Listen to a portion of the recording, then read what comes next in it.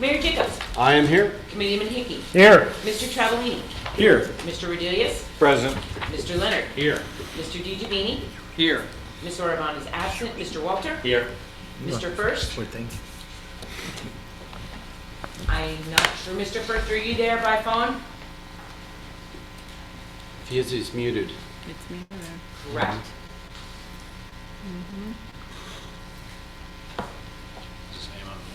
Well, the phone is, I don't know. if he Yeah, is. there's two phones that I don't have any identification, so I don't know. Yeah. I'm going to assume as of now that he's not. So if you are there, Mr. First, please do let us know, even if you have to text somebody. And Chairwoman Gutschall. I'm here.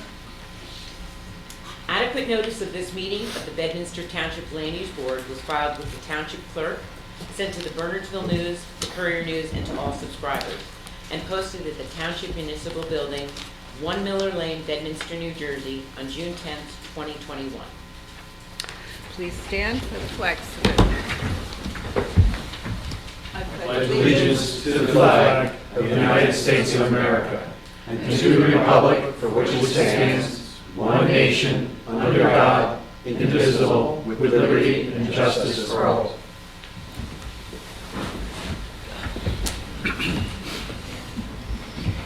Okay, I'll open it up to the public. If there's anyone has anything they'd like to say that is not on the agenda, questions, comments? Janine, will you look and see if anybody raises their hand there? You may want to remind them how to do that, Janine. That's a good. So to raise your hand using your PC or Mac, you must click on the participants label at the bottom center. Or on your phone, you can hit *9 to raise your hand. So if anyone needs to do so for public comment.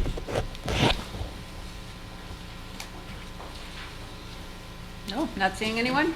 I'm not seeing anyone. Okay, then we will close it at this time for the public. Okay, we have minutes from November 11th, last month. If we can get a motion to approve? Tim, I'll make a motion to approve the minutes. Second. Okay, all in favor? Aye. Anyone opposed? Abstained. Abstained. Lou, you abstained? Okay. Minutes are approved. We have correspondence from Attorney Frank Petrino, dated November 22nd, requesting an extension for 20 Route 206 until February 10th. Is there anything further we need to do with that, Tom? Wait a minute, I don't think so. Paul, do we have to do anything on that one, or? No, they haven't noticed, so. Yes. No. They haven't noticed, so they'll notice for that meeting. Right. Yeah, okay. We have a resolution, Chesson Resolution 21017. So if you would, Madam Chairman? Yes. There was a version from today which was revised per request from the applicant's attorney, Fred Zelli. The changes were quite modest, and they were just to reflect that the applicant is acquiring the property, not purchasing the property from his family, I see. and that the paddock and fields are used for horseback riding as well. So that, I recommend the resolution as revised by Mr. Zelli to the board for adoption. I don't think they're major changes at all. No, that sounds minor. Okay, so we need a motion to approve the resolution.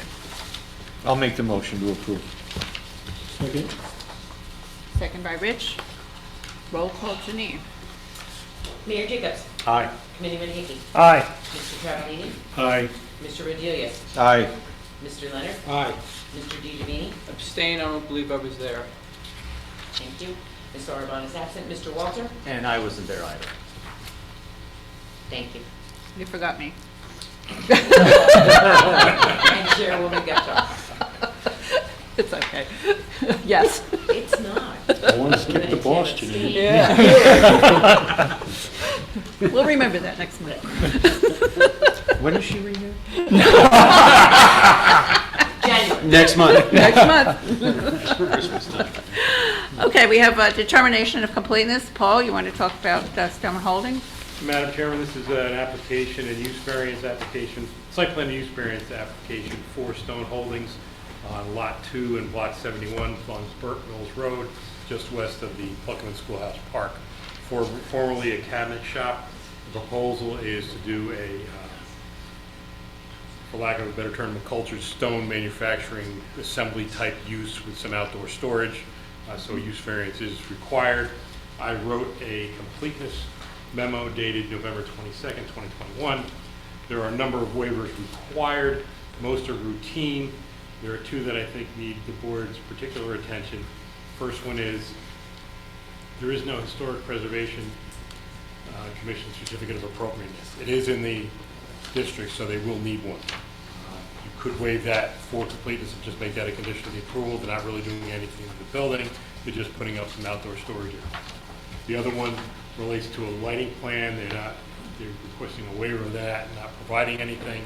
You could grant a completeness waiver for it. However, I think there needs to be some additional information provided on the lighting for the site once they reoccupy.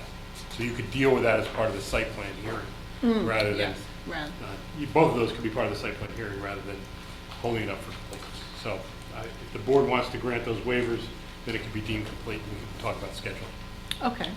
I just have a question for Yes. Paul. Paul, I'm sorry, but what is a cast stone production facility? They, well, I don't know exactly what they make, but similar things are like, I've seen them on the back of large homes, the pilasters that create the balcony. You know, that run along the balcony that are almost like the fence. Those kind of stone pilasters, limestone caps on walls and those kinds of things. I don't know specifically what they manufacture, but based on what I saw on the plans, I'm guessing it's something along those lines. Okay. I think that be described at the Sure, application, of course, you know. yeah, I just wanted to get a little understanding. I noticed you used the word assembly, so my antenna goes up. So it's not much different than a millwork fabrication shop in terms of they're fabricating. They're fabricating stuff. The distinction is that there's outdoor storage here for raw materials and completed products. He didn't store lumber there before? They may have, but they didn't have storage bins. Okay. Do I hear a motion to approve? Is that a BOA or is that planning board? It's BOA use variance, so you dismissed. Do I hear a motion to, So if the board entertains a motion to waive the remaining items for completeness, but reserve the right to require them during the hearings, is there such a motion? So move. Or motion. Table second. roll call, Janine? Yes. Mr. Travellini? Aye. Mr. Rodelius? I have to recuse myself. Thank you. Mr. Leonard? Aye. Mr. DiGiovanni? Aye. Ms. Arabon is absent. Mr. Walter? Aye. Mr. First, I'll try again. Are you there? I am here. Thank you. Thank you, good. Steve. Thank you. Chairwoman Ghetto. Yes, I approve. So the Okay. next thing to talk about is scheduling that. Yes. I know the applicant is in a hurry and has written some correspondence to the board, like to be on as soon as possible. I mean, you could schedule it for next week. I think they've done their notice in the hopes of being heard next week, but you will have Somerset Hills Shopping Center, the report on the municipal self-assessment, as well as the AT&T report. And you can put them at the end of the list, but they should be advised that they may not get reached. Well, we can ask George, how do you feel about it? George is recusing, I think. Okay, so you're totally recused. Yeah. He can't answer that question? Whatever Tom tells me, I'll do. George is not participating on this. Okay, all right. Once you're recused, you know, if it was the hearing, George would sit. Yeah, I be us, understand. but, you know. I understand. Okay, well, I guess we could put it at the end of the meeting and, you know, hope that we get to it. It's a lot. It is a lot for Why don't us we to just do. Aye. You know, or we can go to the meeting, the first meeting in January where we have a reorg meeting. We don't have anything scheduled for that night. We do not. And that would be January 6th. I believe so. That would make more sense. Meeting I think Friday. so too. I think so. When is the reorganization? I was going to ask that. We don't know. You don't know yet? We'll make a decision on, well, hopefully. Next week? Maybe. January 2nd. Maybe we'll make it. Okay, all right. Yes, so as long as Maybe their on Monday we'll have a decision, but maybe not. As long Okay. as their meeting is before us, we will have the January 6th. Yes, I otherwise- understand that. Okay. And if they've noticed for next week, then we would carry the notice to that meeting. Right, And to the we'll- following and meeting. maybe the township Yeah, committee will right, know when. Right. Yeah, it's a lot for next week. I think we should put it for January. Everyone agree? Yeah. on that? Okay, then that's what we'll do. We'll have it for January 6th meeting.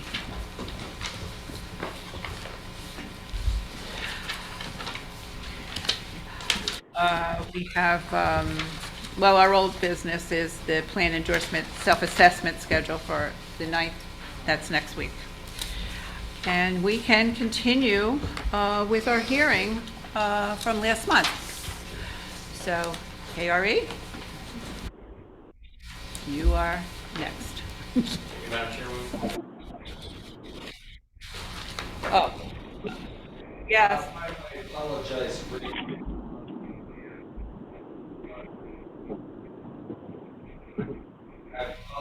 being late. I missed the public section comments. I had a commitment at home by my boss, my wife. So, is there a way I can make some public comments before we get on with this? Is it according to this application, or is it something that's not on the agenda? Partially addressing that and partially addressing some other issues that you coming months. Well, how do you feel about that, John?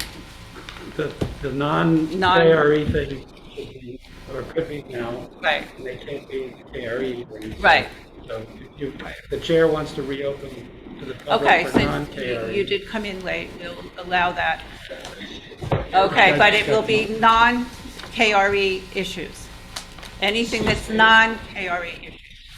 All right, what I do is to tell me to admit them if I'm sure. I address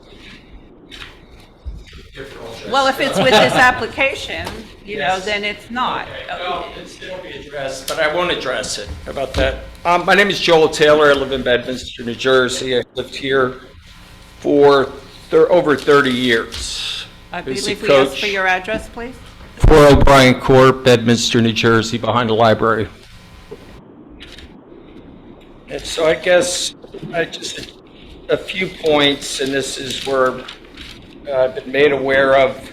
And I don't know them by specific names, but I'll call them the Bedminster Pizza Project, 33 units, 258 units, I'm calling that the corporate suites, 160 units, I'm calling that the Burger King area, and I don't know which any of these are. Those are all in our town. If you include P-Pack Gladstone by the Hot Dog Man, that's 82 units.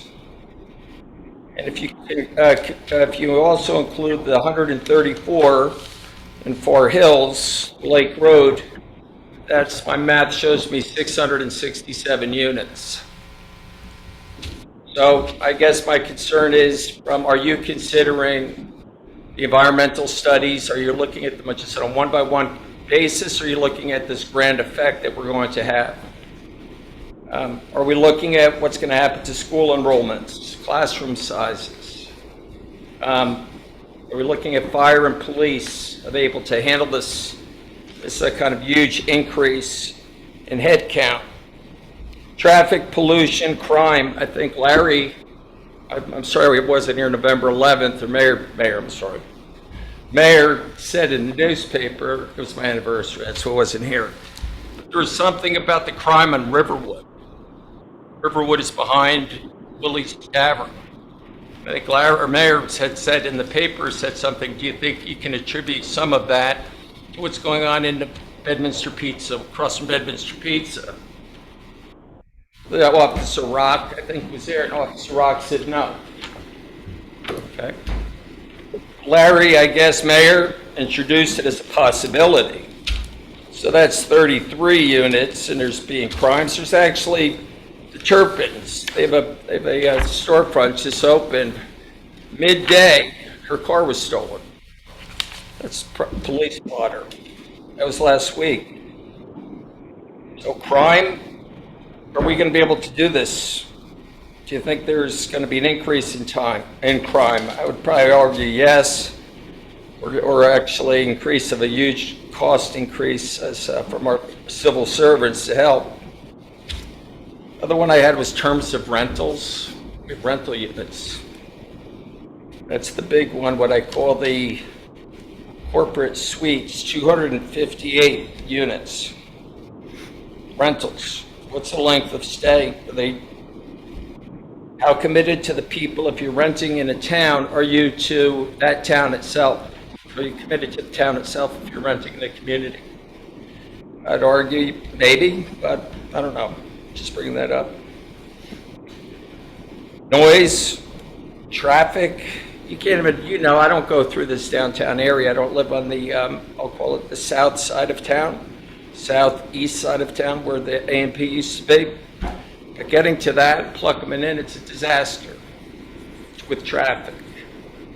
Now you're putting out all these new units down there. To me, that's crazy. I think also, all the noise, I think you're changing the full character of the neighborhood, of the community. I think 667, I think there should be some coordination with the towns. I do. I know a big part of this 667 is not take advantage, but to fill in the affordable housing gap that we lost, the Mount Laurel housing. I would argue that's correct. That's why those are included in some of these. I don't know, but I would say that's a big misstep by whoever was in charge of that at the time. You guys probably know who that is. I don't. Also, the fall of 2020, when all of those kind of fell off Mount Laurel, I think it was the fall of 2020, a lot of things fell off Mount Laurel housing. I read the New Bernardsville News. That's my source of news for the community. If I saw one, I saw 20 of the same LLC selling the same unit up in the top of the hill. I forget the thing. You could pull out the newspaper, but it was a newspaper that listed all the transactions. And they were all most Mount Laurel homes that were being sold by an LLC that owned them at the time. And it was, who knows who's the LLC, but they were dumped on the market all at once, and all of a sudden we had a problem because we were no longer fulfilling our affordable housing commitment to the state. So I'll wrap it up, guys. This is beyond, to me, disappointing. I know I'm the only one here, but I'll bring a wave of people here to talk to you guys about this. I promise you I can bring a wave. It's just me speaking. I'll bring that. You can sneer all you want. I see a couple sneers, but I'll bring a wave if you want it. I guess also, like, what percentage, 667, what percentage are rentals? And I think that might be all I have. This is one last thing I'd like to address, and I think it's important. I know you're having these hearings, and I'm just a guy from town, a 30-year resident. I've coached alongside many of you. I know most of your kids, but I think you're changing everything that this town stands for. It's 667 units total, but whatever, 450 in our town, I think is a mistake. If you're going to continue that path, I think you are going to be responsible. Whoever's doing this is the future face of the town. And if you want to own that, then you own it. You be proud of it. But I think you're changing the bucolic, the countryside, the beautiful nature of the town. This will be gone. And lastly, lastly, I'll just end with this. The rezoning that accommodates a lot of these transactions. It seems to me, and you could quote me on this if you like, and I don't know, and I don't pretend to know, if there was rezoning done in certain areas of the town during COVID, a little prior, a little after, maybe well before, maybe during, maybe even last week, I don't know. But that rezoning and now this introduction of over 450 new places for our community feels to me that this has happened like the Baltimore Colts leaving Baltimore, moving to Indianapolis in the middle of the night. I'll end on that, and it's very frustrating, and I will bring a wave of people here, I promise you. Promise. So that's it. I appreciate the opportunity. Joel Taylor, 4 O'Brien Court, Bedminster, New Jersey. Thank you. Thank you, sir. Do I wait and listen to what you guys have? You're more than welcome to stay. I'll listen. Okay. Okay, we will continue with KRE.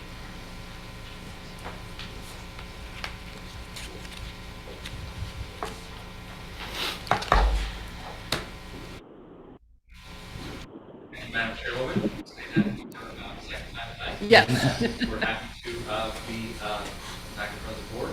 Florence Escatello, O'Toole Scrivo, appearing on behalf of the applicant, SK Bedwan Associates LLC. You'll recall we were last here on November 11th, and we are seeking preliminary and final major site plan approval and preliminary and final major subdivision approval for the property at Mill Road. We left off last hearing. We covered a lot of ground. Primarily, we're coming back here tonight to introduce our traffic engineer, as well as a few professionals that testified last time. At this time, I'd like to call up Noah Chrismer, who is the planning director, to give you a brief overview of our plan for the evening. Okay. Thanks, Larry.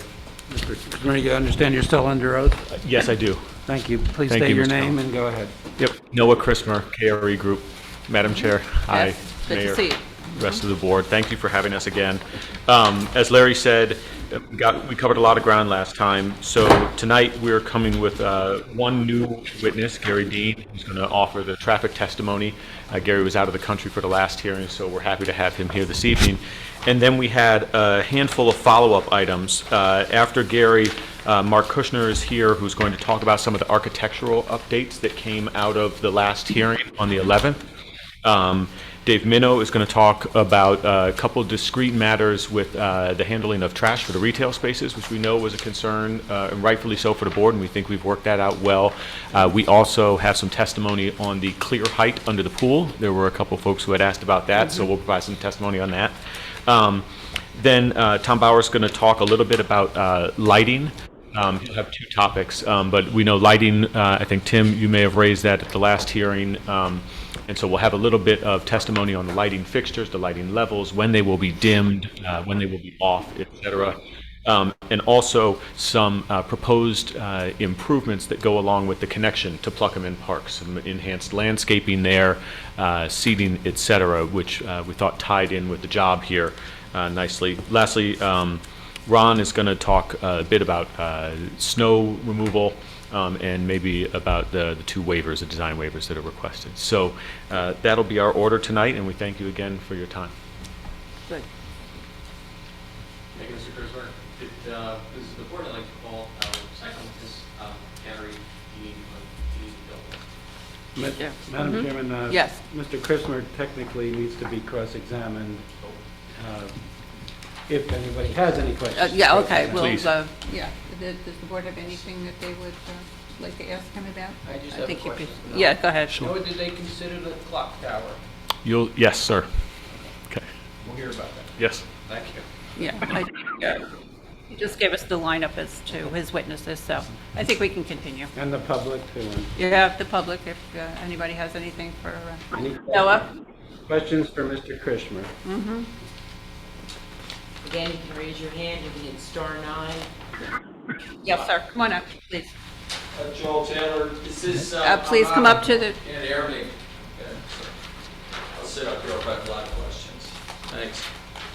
Is this regarding what I'll call the Burger King unit, the 160 This is KRE, yes, that's why I'm now. I wasn't allowed to Mills address Road. it by name before. 160, Joel Taylor, if you So need to. Joel, please raise your right hand. Do you swear or affirm to tell the truth, the whole truth? Your other right hand. Tell the truth, the whole truth, and nothing but the truth. That's a coach. Help you God. So, yeah, I will tell the truth, so help me God, yes. Joel, for this record now, please state your name and address and focus on questions of this witness.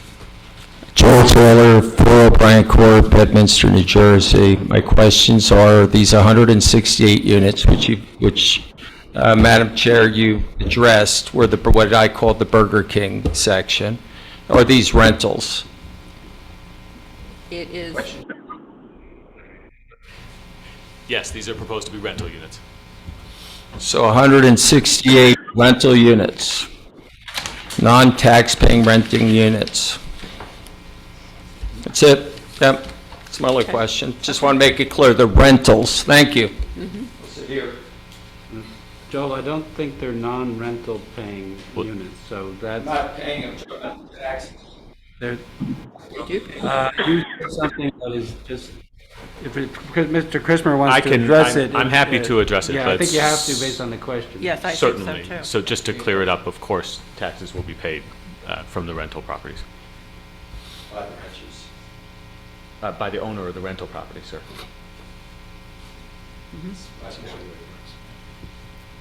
Okay. Yes, thank you, no. Okay. Okay, Mr. Dean. Good evening. Hi. Okay, please raise your right hand. Do you swear or affirm to tell the truth, the whole truth, and nothing but the truth to help you God? Yes, I do. And please state your name and at least a business address. Certainly. Gary Dean, D-E-A-N. Professional address is 181 West High Street in Somerville, New Jersey. And the board recognizes and accepts Mr. Gary Dean's qualifications as a professional engineer and traffic engineer. So with that said, I think he's qualified as the board has previously accepted his qualifications. Yes. Thank you, Madam Chair. And just by way of background, I'm a professional engineer in New Jersey. My license remains in good standing. There is some background I'd like to cover, less for the board's edification, perhaps for the interested public. I've been working in Bedminster for over 35 years, starting with the Hills development before any of those units were constructed, and served as the project manager throughout all of the phases of the Hills Highlands, and then into Bernards. But in addition to that, more recently, served as the traffic engineer for the redevelopment of the Somerset Shopping Center, where Fresh Market is located, Peter Chesson's Car Wash, known as Gus and Bucky's, immediately next to the subject site, the Sky Nails Plaza directly across from the subject property, the Pluckerman Inn, and then the Burger King, which has since closed. So my experience with this particular intersection and locale is rather extensive, and it came to light during the consideration by the governing body and planning board for the proposed redevelopment of the NJDOT maintenance yard across from the Hills. And while that project never was approved, it did bring to the surface many of the lingering concerns that the community has had with what I'll call the Pluckerman intersection, and that's Route 202, 206, Burnt Mills Road, and Washington Valley. And with that experience, and as a former resident of the township, both in Pluckerman and then part of the Hills, I have a lot of experience, if you will, towards the problems that have been associated with the operation of that intersection. I was retained by this particular applicant to assist in the preparation of a traffic impact analysis. By way of identification, it's dated November 22nd of this year, and it was submitted to the board and your professionals, and we'll go into some of those comments in a moment. But I do want to identify that the experience with the DOT maintenance yard led to the concerns expressed by the community that we need to do something with the Pluckerman intersection. And because of the traffic that travels through there and the backups and queuing and congestion that occurs, when this redevelopment site was first being considered, we were tasked with, let's now really do something with that intersection. And as part of I'll say the preliminary stages, before the zoning was even created for this site, we worked with the township professionals, Mr. Olivo in particular, and petitioned DOT to consider improvements to that intersection. And unlike the typical land use process where a developer appears before you and we know that there are traffic problems, but it's basically agreed that we'll address those in due course as part of our approval, this process has followed really the reverse of that, in that this applicant has agreed to work with the community to essentially contribute toward the efforts, both from our office as well as the township's other professionals, to make those improvements a reality. And you'll hear from Mr. Olivo eventually, but an application has been submitted, design plans have been prepared, and that process is underway. So that the community has the assurance that these improvements, not only have they been conceptually approved by DOT, but we are well ahead of that process, which takes oftentimes a year, perhaps two, to finally receive DOT approval. So I just wanted to identify that for the benefit of the interested public and those board members that may not be familiar with the process. Some of those constraints, I'll try to explain it as easily as possible, is that the intersection just doesn't work well. You may know or be familiar, there are arrows that come up on Route 202 that allow people to go west on Burnt Mills or east on Washington Valley. But when you get the arrow and it turns off, it stays red. And I've experienced it for decades. You can sit there just waiting, literally all by yourself, and there's no opposing traffic, and you're just wait. And what does that do? It creates congestion. So part of our remedy and our recommendations to DOT is we need to make that movement permissive. We have plenty of site visibility, and to make it more efficient, we have requested, and it's part of the design package by Mr. Olivo's office, to keep those arrows, but not have them be red while 202, 206 is moving. So that's called a permissive movement. The other thing, and it's an enormous part of the inefficiency with the operation, is the way the signals are phased for Burnt Mills Road and Washington Valley Road. One side goes and it turns off, then the other side goes. That's horribly inefficient, and as a result, the delays that you all have experienced at that intersection, the traffic engineering term is called level of service. I'm sure you're familiar with it. We identified levels of service E, levels of service F. We know that it's congested and people are waiting.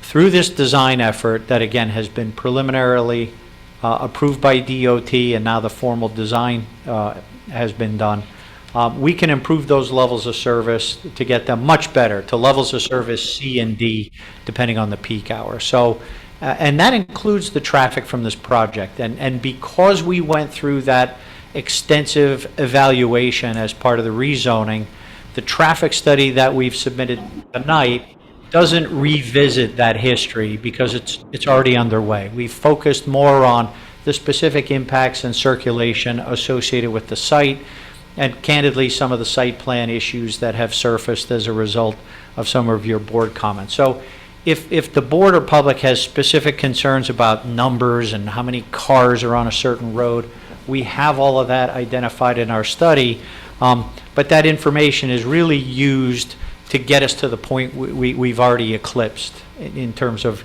getting before DOT. So with that, I wanted to cover really the majority of the on-site circulation and some of the concerns, as I've mentioned, that have surfaced through the review process.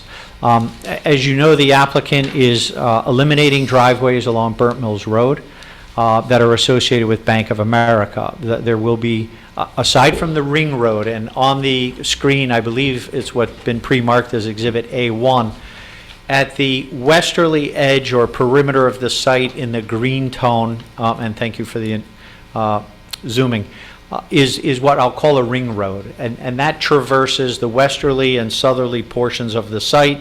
It serves the current... Excuse me, can we turn it a little bit so the audience can see? Just a little bit, I think will help. Thank you. And while we're moving the screen, this has been marked A2 at the prior hearing. Thank you, sorry, A2. And that ring road serves as the primary access to what is shown in a brown tone as the new residential buildings, and will continue to serve along the site perimeter around the water course feature and leading to Bedminster 1 and the parking fields for the existing office building. That component will not change as a result of this application. That road will continue to exist. It is intended to be reconstructed or milled and overlaid and improved to accommodate the new Chris, traffic. can you trace that for the purposes of the public so that we're all familiar with the ring road ourselves, but Yeah. people who are showing up today? This is the Okay. ring road. Oh, doesn't work. It is best identified on the digital exhibit through the green beltway, if you will, and for orientation purposes, north is to the top portion of this digital plan. Thank you. There's a hand on the cursor. I know that doesn't reflect in the recording, but That's the road that exists today, that's right? Right. So what we're really getting rid of is the exit from... Excuse me. You'll have your turn to ask questions. that bit of site infrastructure will continue to remain. What is proposed is to consolidate the driveways along Burnt Mills Road to accommodate the retail or commercial component of the site that will front on Burnt Mills Road. And there will be a new driveway constructed further to the east, generally opposite the exit from Annie's Deli and that small plaza where Colonial Liquors is. Their driveway's a little further east, but that main westerly driveway to Annie's Deli. And that will serve as a secondary means of ingress and egress to the site. What has been proposed is a curvilinear alignment through that retail complex, and it's designed so that we don't have linear through traffic. It keeps speeds well managed. It serves the abutting parking spaces that are flanking that access road, and then leads to a courtyard that I have to believe that Mr. Melillo or excuse me, Mr. Bauer or one of the other witnesses has already described. In addition, the site will continue to provide alternative access or a secondary means of ingress and egress to the Chase Bank, located at the southwest corner of the Pluckerman intersection. And so through that access scheme and sharing of driveways, we're limiting the number of curb line openings, and of course, Burnt Mills Road is a county road. We will have to obtain county approval for the overall project. As we move further south along the ring road, and if we can and zoom into that, there are a number of proposed new driveways that are featured on the plan. As I indicated, the first one leads to the parking fields and the sort of retail streetscape fronting on Burnt Mills Road. There is a secondary ingress driveway, and although I wasn't present at the hearing, I understand there's some confusion regarding that driveway. I would like to clarify that. What has been proposed on the southerly side of that northerly wing, if you will, of that building, you will see a small brown rectangle that is intended to cover that access aisle. That is proposed to be a canopy for drive-through banks. So Bank of America, because they're losing their standalone facility, will be accommodated within the site. What you will see on the ring road is a dedicated left turn lane, and again, if we can just use the hand or the cursor, thank you. That is intended to stage, or queue is the technical term, vehicles that would be turning left or easterly at that driveway and proceeding in a counterclockwise manner to the bank canopy. So that driveway is intended to go from west to east. It is an ingress driveway serving the bank customers. And I'm going to jump ahead to one of Mr. Olivo's comments. He identified a concern with the, I'll say, rather shallow setback of that canopy location in the drive-through system relative to the ring road. And through consultation that we had today with the applicant, the intention is to, for final plans, relocate or reposition that canopy further to the east. I forget the exact dimension, but roughly 12 or so feet, so that we can get 3 cars stacking before we spill out, if you will, not only into the ring road, but it's not depicted on the plans. There is a striped crosswalk as part of the pedestrian amenities, and that vehicle stacking and queuing can be accommodated in that area. So with So that it's going, I'm sorry, excuse me, amendment, so the canopy's going to move east, to the right. to the right, east on this. correct. And how which many- way, One at a time. and which way are the vehicles going to be coming in then? They'll come in as I just described. They'll come south on the ring road or north, but they will be turning either right or left. And as the cursor is depicting, moving from the ring road or to the left and proceeding to the east. Okay, so they're going to go from then west to east Correct. to there. So Correct. you can stack 3 vehicles up, otherwise then they're starting to encroach into the ring road. 100% correct. And even though it's, a private interior access aisle, for proper traffic management, we don't want that queuing or stacking No. to in any way interfere with site circulation. So the vehicles will then merge into a single lane. They will continue to proceed counterclockwise, or in this instance now it'll be clockwise, and then you'll see a black bar on this exhibit that's simply a stop bar. That traffic will be controlled and stopped before exiting into that parking field and then recirculating to leave. That then brings me to our next access point along what I've described as the ring road. Okay, wait, I still have one more.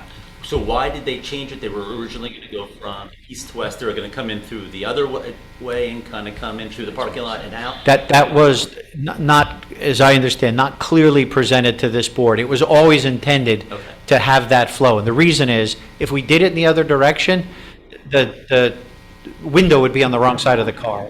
We need to have driver's side pickup for drive-through window facilities. One of them will be pneumatic, one of them will be a deal drawer, if you will, that extends from the window. Yeah, nobody does that anyway. Oh, They- the ATMs. You have 2 stalls?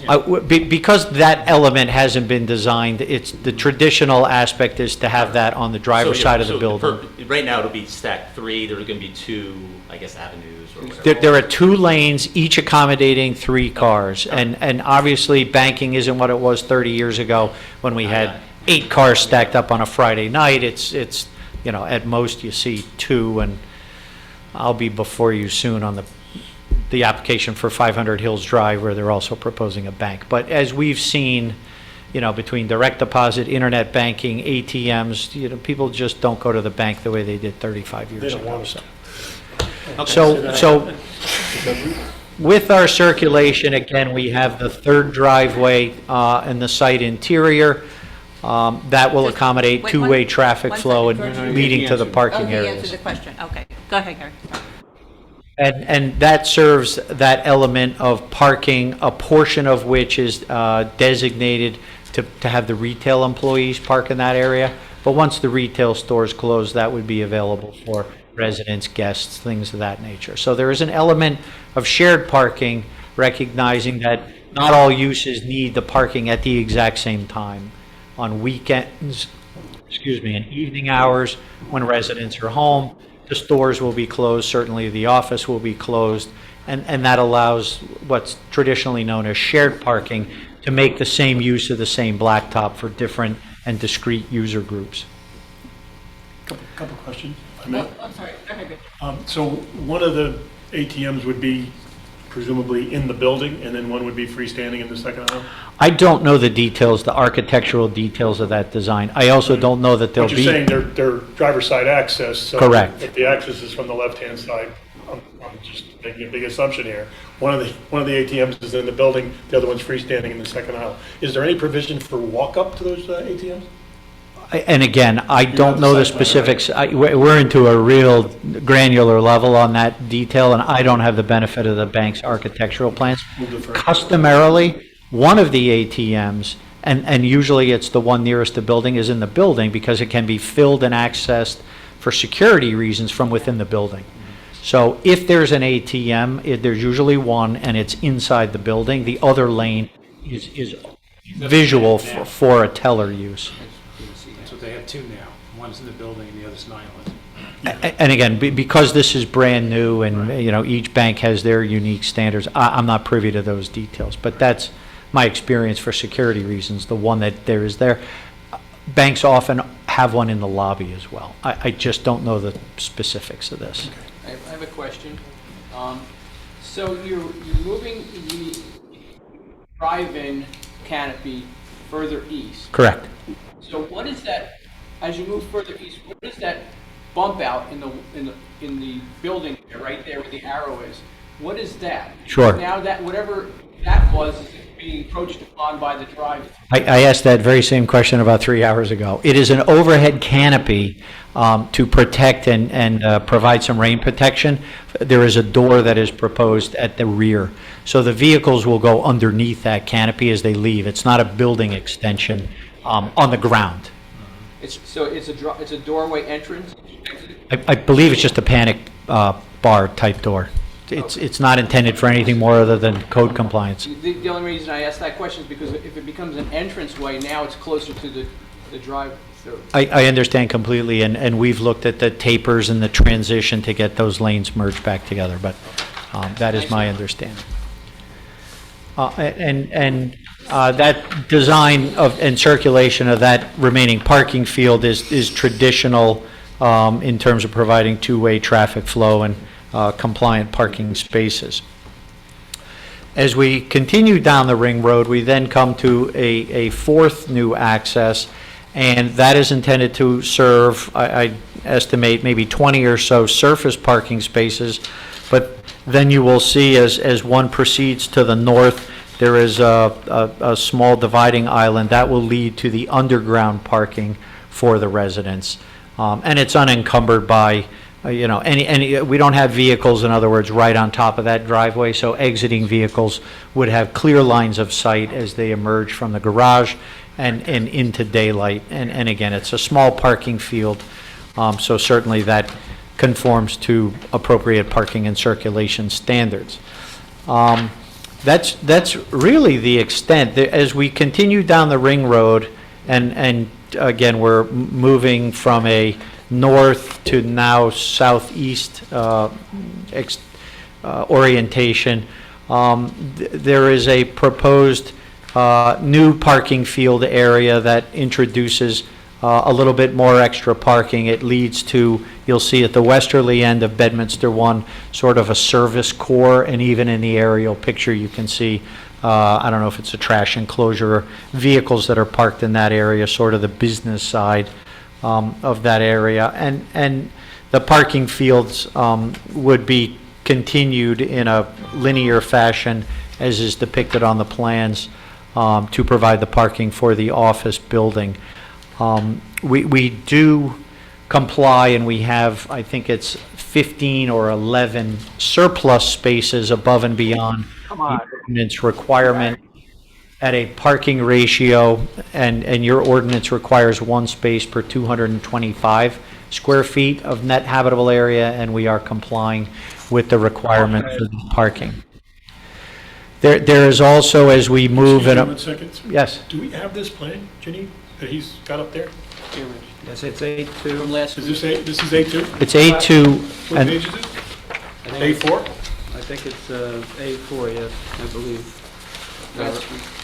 The components of this plan are featured on sheet 4 of 18, which is entitled Overall Proposed Site Plan prepared by Gladstone Design. But the parking field that I just described has been labeled on your plans as Phase 1.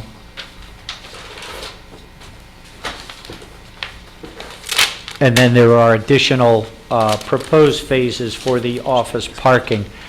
Part of the reason we're looking at phasing is, sometimes we build parking because the ordinance requires it, and we want to make sure that it's appropriately sized for the site.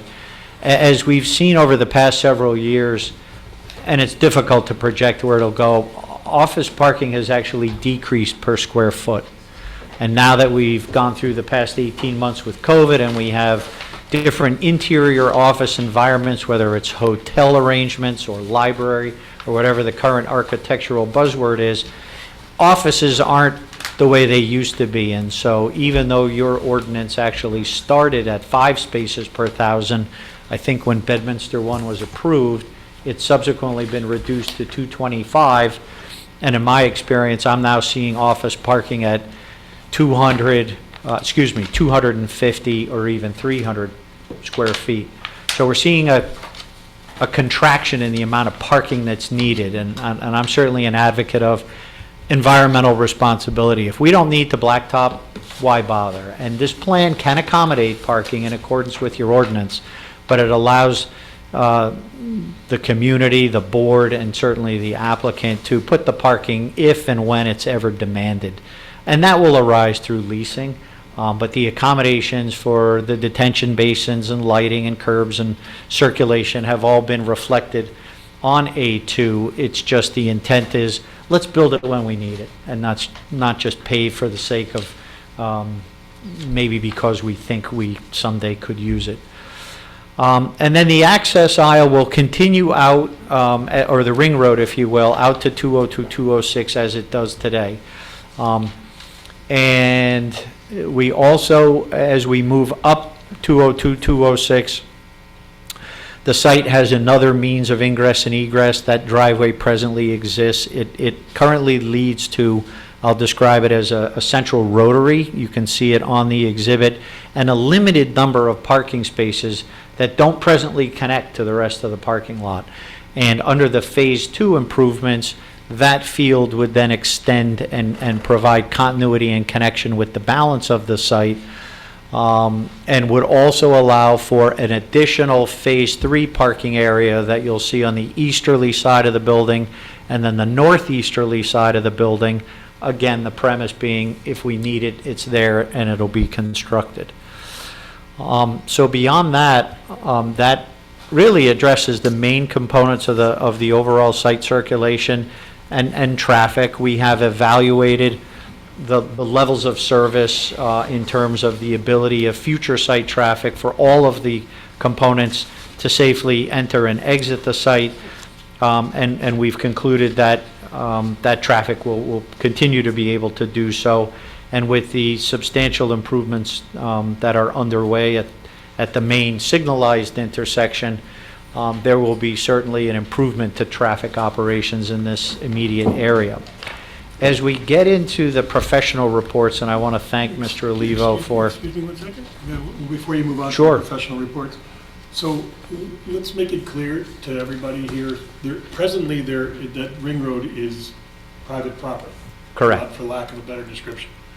What we've done as part of this application is ask you to make that private property driveway, for lack of a better description, into, I don't know if are we actually changing the way it's deeded and who's responsible for plowing the snow? I don't know, but effectively that will become a city street, for lack of a better description, and people will be able to freely enter upon, exit through, and access Burnt Mills from 202, 206 south, and vice versa. So I it will was be widened, improved, and so forth, correct? Correct, and I apologize, I was remiss in not mentioning that. As is featured, and maybe we can even zoom in to the bottom right-hand corner of the rendered portion of the exhibit for the public's benefit, you will see a note that has been added to the plans, and it clearly describes and memorializes that understanding, and I'll just read it for the benefit of anyone who can't see it. It says, access easement to Bedminster Township for public usage of the ring road. I don't know the details as to whether the applicant plows or whether it'll be the township, but that was the point I wanted to make. The point is that the public will then enjoy the right to use that ring road, principally, if we want to call it a shortcut, to avoid the traffic signal for traffic that originates to the west on Burnt Mills Road. They will then have a legally sanctioned means, even though it's physically there today, where now basically the owner has agreed that the township and the public will have a right to legally do that without trespass. So that is a significant component in terms of that improvement. And no ski jumps. And I just understood from the applicant that they will continue to plow and maintain it. So there's really no expense to the public and nothing but benefit to the public in terms of opening that up. And what is the proposed speed limit on that ring road? Well, because it's private, that is a delicate issue. I assume that the applicant will agree to allow Title 39 to be enforced, which is the motor vehicle code. The road can accommodate, it's wide enough to accommodate a 25 mile an hour speed limit, which I believe is the lowest speed limit in the state that can be enforced. It could be posted at 20. The problem is you can't really ticket someone from that, as it's not a public street. So I'll leave that to much smarter people than me to figure out how to do that. But to answer the question, summonses could be issued for whatever speed limit is deemed to be appropriate. And who will determine that? The applicant or DOT? Yeah, or? we've got to engage the police department, Mr. Ferrero's office. I'd ask Mr. Olivo to weigh in during his portion of the presentation. But there are also, and I should point out, and if we could zoom in, there are already traffic calming features, which is a really fancy way of saying speed bumps on the ring road. As we zoom in, there are, to my knowledge, 3 speed bumps on the road today. Okay. The challenge with speed bumps is DOT won't approve an ordinance to allow enforcement. However, speed humps, which are a different design, are legally sanctioned by DOT. And the difference is a speed bump is basically a piece of curb, and you have to come up to almost a complete stop, drive up and over it, bang, bang, you can hear it, it's annoying if you live next to it, and then you go on your way to the next one. A speed hump is a much more gradual transition over 14 feet, and as long as you drive it at 25, you go over it nice and smoothly. If you go 30 or 35, you'll get that bump, and it's a little different environment. So when the ring road is reconstructed, I have recommended to the applicant that speed humps that will allow Title 39 to be enforced as though it were a public street be employed within this. And we will provide a detail to Mr. Ferrero and Olivo's office for that. But they're much more snow plowable. I mean, there are a lot of good reasons for them, and they are, I'll say, allowed on public streets as well. We lost the exhibit, but the 3, and if you get a color exhibit back, they look like little white stripes on the ring road, but they're painted yellow today. We would have code compliant signing and striping to alert motorists of the presence of the speed humps with a warning sign and striping that precedes them again so that they're visible. Mr. Olivo's review, and again, I thank him for the attention to provide it to the board. There was, most of it is factual. I always like it when I get validation of the conclusions and findings that we've reached. I think I've presented everything with one exception, and that is if we could zoom in at the intersection of the Ring Road, please, and Burnt Mills Road.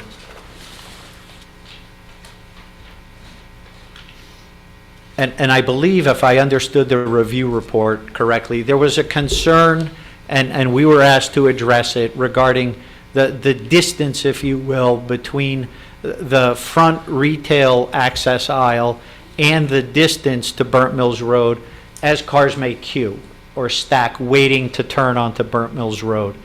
And what we've done is we've loaded up our modeling for traffic operations. We've looked at the projected traffic that would use that driveway and how it would queue. And I'm pleased to say, and I'll provide this to Mr. Olivo, I just, given the receipt of his memorandum and tonight's presentation, obviously I didn't have a chance to resubmit it, but we have all of the analyses that will technically verify what I'm about to tell you. And that is the level of service at that intersection of the Ring Road and Burnt Mills Road during, I'll say, the more critical peak hour is the evening, where we would have level of service D. And that makes sense only because residents are coming home, so they're not adding to it, but office employees are leaving, and individuals that may have been shopping or visiting the stores could also be leaving if they were to use that westerly driveway. At that level of service, we have calculated what the queue is, the stacking. And at a 95th percentile, which means literally all of the time except for it's incalculable, there would be a one-car queue waiting to leave. And the distance between that stop bar and where a vehicle would need to come in can fit 3 cars. So we have a factor of safety, and particularly because we expect a fair amount of that traffic would turn right. The people that turn left obviously want to avoid River Road and 78, and I do it myself. Burnt Mills Road is a nice way to parallel the highway system to come out onto Lamington Road. And we know some people may do that, but that left turn movement will principally be what drives that queue.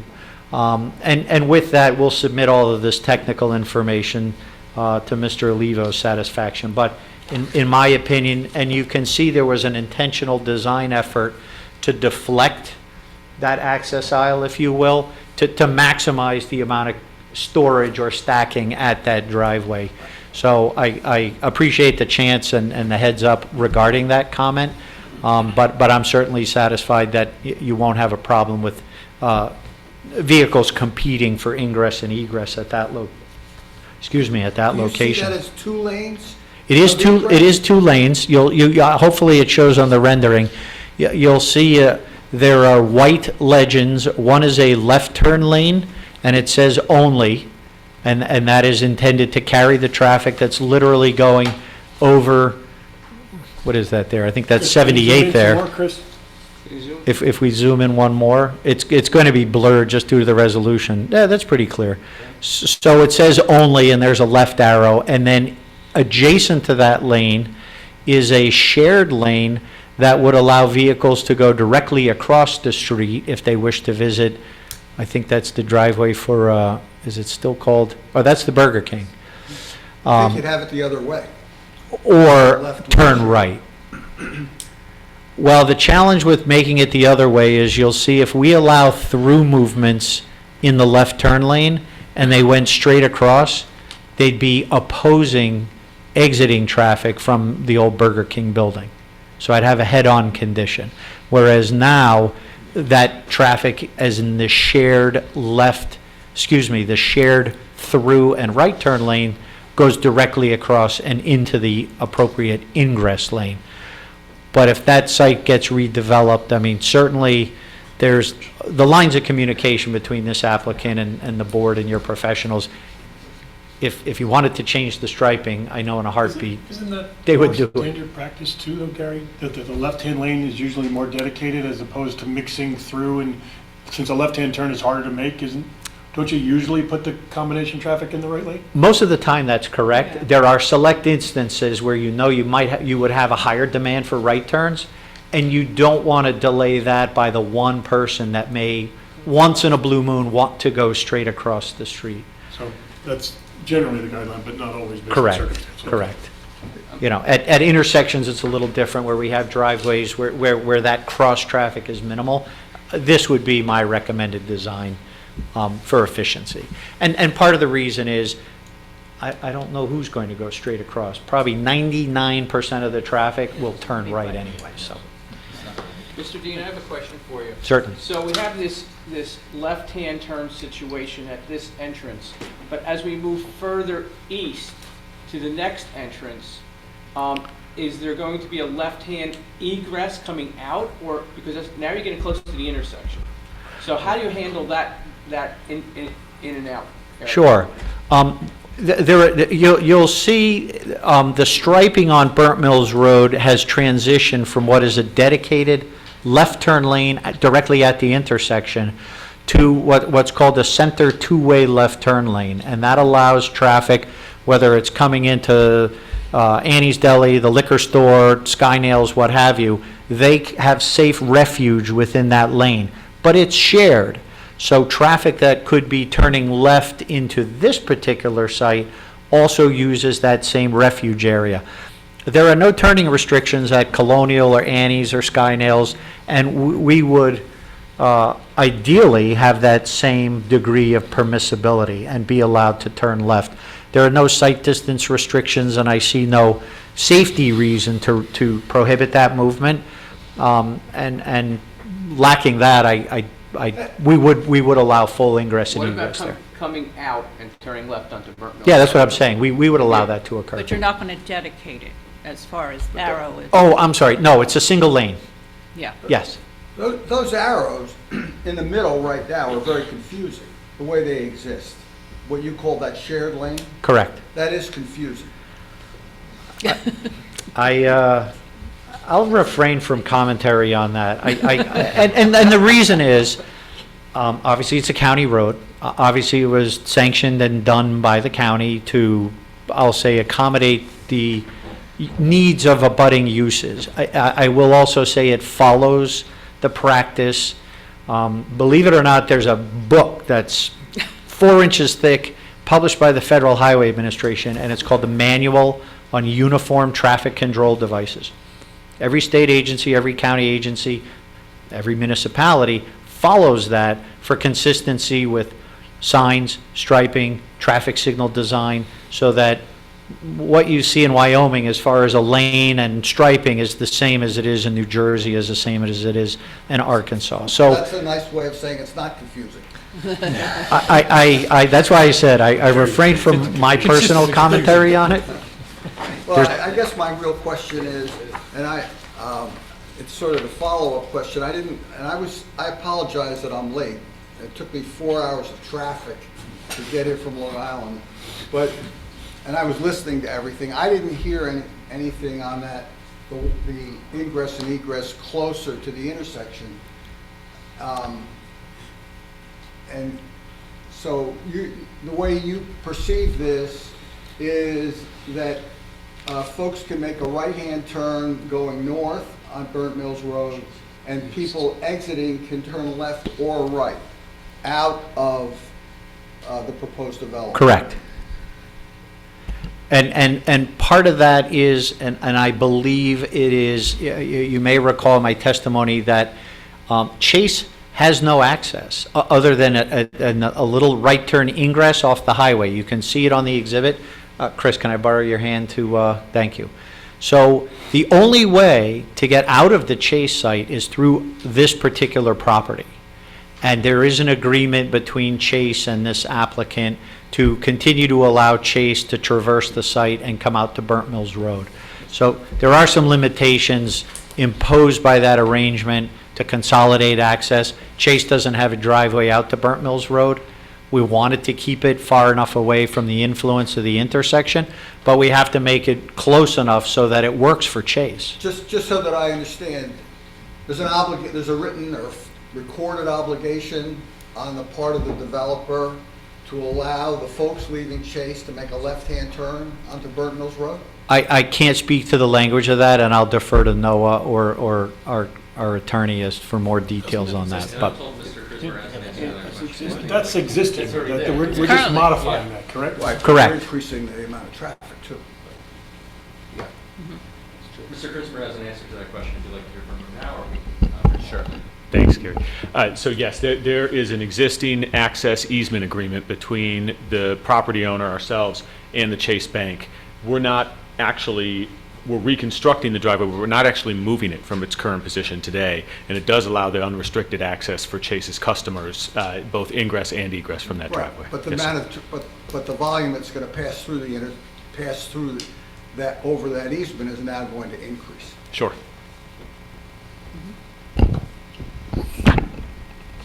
Thank you. And board members, that is all I have on the way of direct. I think there was one issue, there was one more issue in Mr. Olivo's report, and it pertains to the assignment, if you will, of the residential spaces. The covered spaces, those spaces that are underneath the building, will be leased at a premium, obviously, if you want your car protected, but they will not be assigned.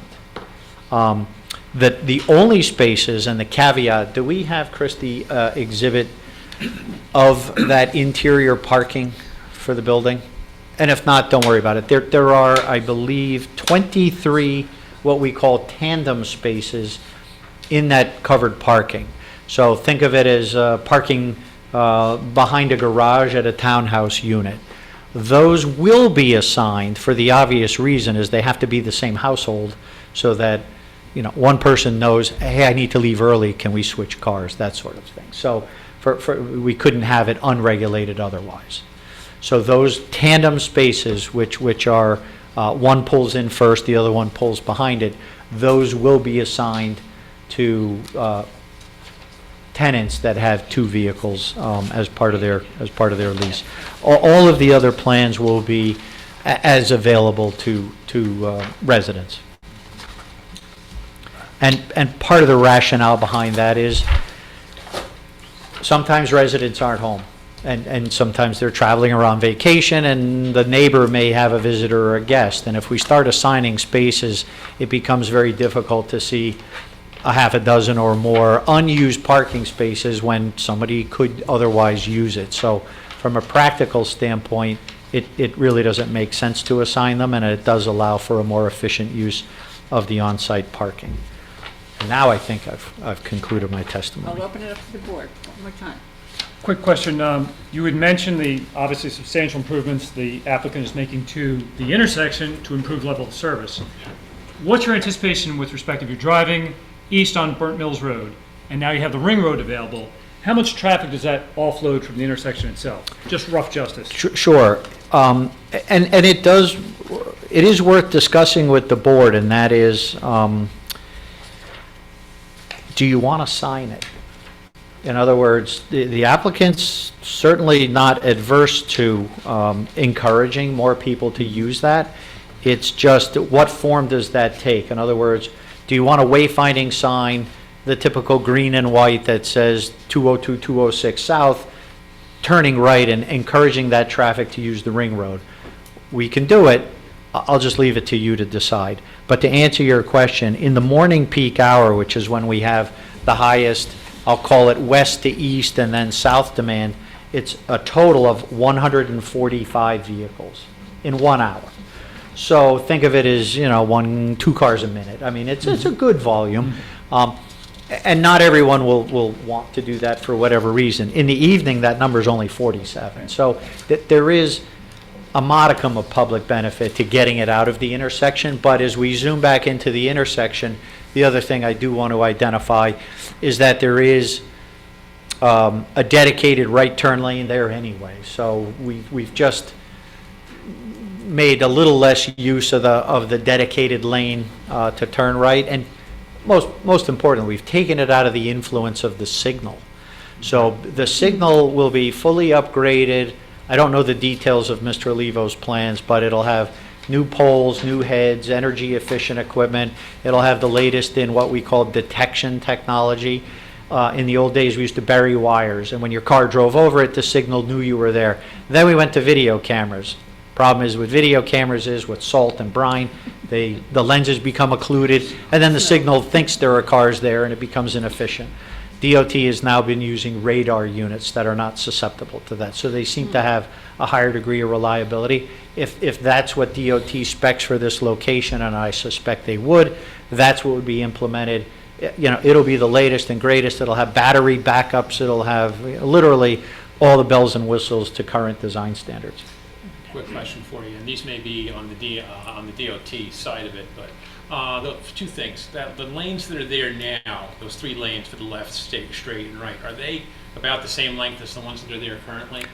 What you see on this aerial is exactly what is there. We have not, as far as the site plan, we've not incorporated whatever changes Mr. Olivo may have incorporated into his design, and I've not seen that, so I'll defer that to him. And then the only other thing is the timing of the 202 traffic, because that's one of the big issues with that light, is that you have to sit there for 2 or 3 minutes before it changes, and those 2 things that I'm mentioning are going to affect the queuing as well, and that might interrupt that shared lane thing too. And part of the revisions that have been, I'll say, considered originally by DOT, I think it was 2019, we submitted our entire analyses. We had video, we had modeling, more counts.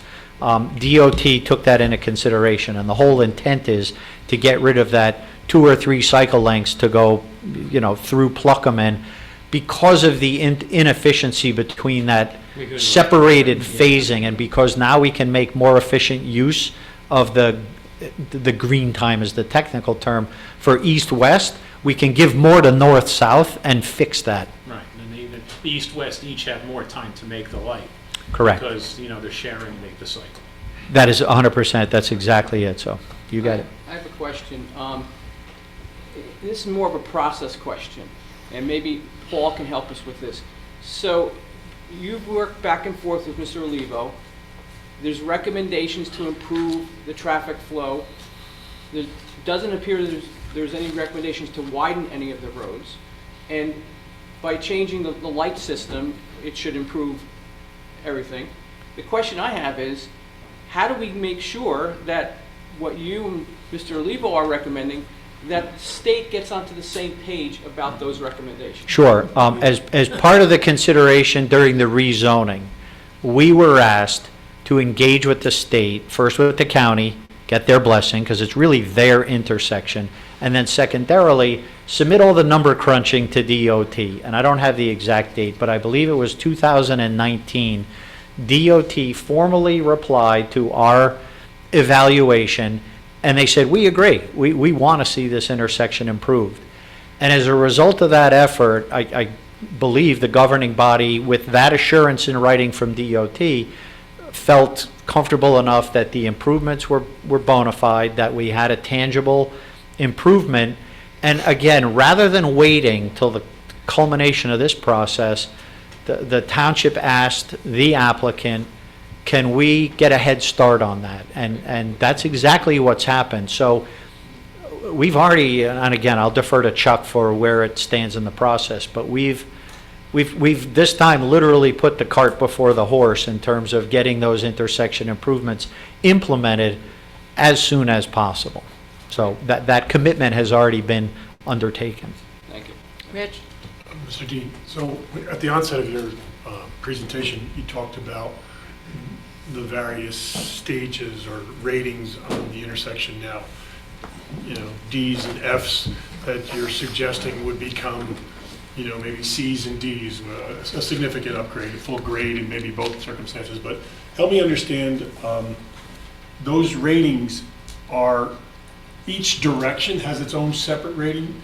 Westbound on Washington Valley Road, eastbound on Burnt Mills, south on 202, 206, and north on 206. Each direction has its own rating, is that correct? It's even more granular than that, in that each movement, meaning left, eastbound on Burnt Mills Road, has its own rating. So if there is a separate lane on which you see on Exhibit A2, it gets a rating. Okay, so basically there's 3 movements in each direction? Correct. Right? Go through traffic, right-hand turns, left-hand turns. Could you walk us through what it was and what these improvements will reflect? I wish I had all of that. Let me check my file. I don't know that I have all. Chuck, I guess you're looking for that, Chuck?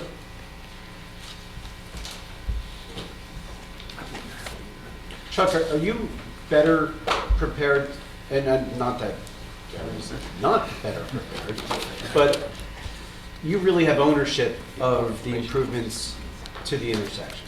I do, Those yes. are your plans. I'm happy to add some discussion to it if you'd like. Right, so I would suggest that the issues concerning the improvements, go to Gary, I'm sorry, go to Chuck. Chuck is the township's traffic engineer, so the design for the improvements to the intersection are the design of our engineer with Correct. all the improvements, all the costs of the improvements being borne by the applicant if the application goes through. Yeah. Let's open it up to the public for Mr. Dean, and then we'll take on to Chuck, okay? All right, please, come up. Yes.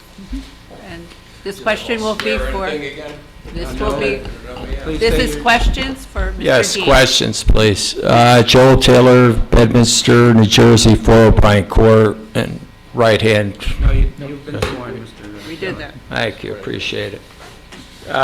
My questions are, I have a number of them actually. You have 160 rental units, and then we're going to have retail space also. What do we know of, or what are you guys thinking on the the type of space, is it supposed to mirror something like in downtown Somerville, where they have the Wolfgangs and maybe some Starbucks or some super high-end? I don't believe this is for Mr. Dean. I believe Okay. this would be for management to Okay. answer that question. All right, so we have 160 rentals. How many parking spots? Total? Yes, Mr. Dean will give you that. Well, the total parking for the site is divided among all the different components. And we have 84 parking spaces for the combined retail area, which features the Bank of America relocation and the retail space. We have 312 parking spaces proposed for the residential units, and we have 614 parking spaces for the office space. Seems like a lot more to me if we're looking at all those parking spots than 160 units. Is there phase 2 or phase 3 to this whole thing that I'm missing, or are we just talking about this initial plan today? Well, that includes the office. He just said that, in addition to residential. Correct. That is the combined parking for each component, residential, retail and service, and office. What's that total? I'm not really good at math. I don't have that. It seems like about 500, so maybe we're anticipating 500 additional cars on the road, is that right? No, That's it's 900 Yeah. and change. 900. How many of existing on the office site today? Do we know that? 614 existing. And 614, is that from the empty building there that is currently not in use? I believe that white building is not currently being used, is Go it? back away from the mic just a little bit. Is that white building being used currently? The white building exists, and there are 614 parking spaces for that white building. I know it exists, but are the people using it currently? That question is beyond the scope of Mr. Dean's. That's I a think no. that would also be management. That's a no. No, it's not what he talked about, sir. So you have to focus your cross-examination on his testimony. That's Well, I appreciate what he's saying, but all right, first, he's made me comfortable with the parking spots. It's like, whoa, 900, that's a lot. But that whole building, we're not even including the people that are going to go into that white space potentially, which is empty. That building requires 600, well, we have a difference in net habitable, and we have some other issues, but that building requires, let's see, it's 599 parking spaces, and we are providing 614. I appreciate that. And so those 599 parking spaces and eventual use of that building, are you including that in these traffic studies? Yes. And you're saying no impact to your 900 people different, or moving in and out of the area, and you're going to say there's no difference to the traffic patterns in that area? No, there will be differences, and to mitigate those impacts, that is the whole purpose of advancing the application with NJDOT for the traffic signal. So so you're tweaking a box of a traffic signal that's going to alleviate. You're talking a lot also about east-west, which is Burnt Mills over to Washington Valley. I think a big part of the congestion issue, and it's only going to get a lot worse, is the north-south section of Route 202, 206. That I haven't heard talked about much, with the people coming off the ramp. And that's a major issue. Now you have 900 more people going into these spots, or whatever the number is, Rich. I don't know, whatever it is. Your numbers are wrong. There's only 600 there now. The incremental number is less than 300. Rich, there's 600 people there now. And I'm just looking at the number of new bodies that you're adding. In the middle of, I don't want to get in a debate with you, but in the middle of COVID, no. But the building at full occupancy needs 600 cars. In the past, it has had as many as 600 cars filling that lot. That's fair. When was it last full? When was it last full? Excuse me, the incremental requirement, or the incremental parking, is only the 300. That's okay, that's a fair point, but I think you have to have a little bit more forward-looking thinking, Rich, because eventually that's going to be filled. that's the hope of this committee, then eventually you're going to have 600 more people. And that, whatever that spot is that you have tagged for spots, that building is empty.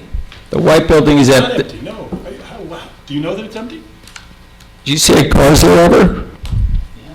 Well, Come on, man. I can tell you that my buildings are about 25% occupied. That building has been, that building is overrun and run down, and you know it as well as I do. Are we gonna- are we No, gonna no, go ahead, change Rich, it? go. Wait. I'm sorry, I apologize, I I don't want to apologize. debate with you, I just want to clarify that we're talking about 300 additional parking spots. Yeah, 300 additional parking spots, 160 rental units, correct? 160 rental units, and I think the gentleman even said that some people are going to have 2 cars. Yes? Yeah, he did. So it's maybe 320 to max, maybe more, or some of those 3-bedroom units? I don't know. Gary? Sir, My point of the story is, sir, You're not testifying right now, sir. I'm asking questions. I'm not looking to testify with Yes, anyone. please focus your attention on Mr. Dean and ask him questions. And one question that was latent, or actually explicit in your last question to him was, so there's no improvement on the north and south movements, and I think he should address whether there are improvements on the north and south movements on 202, 206, because that was clear in your question.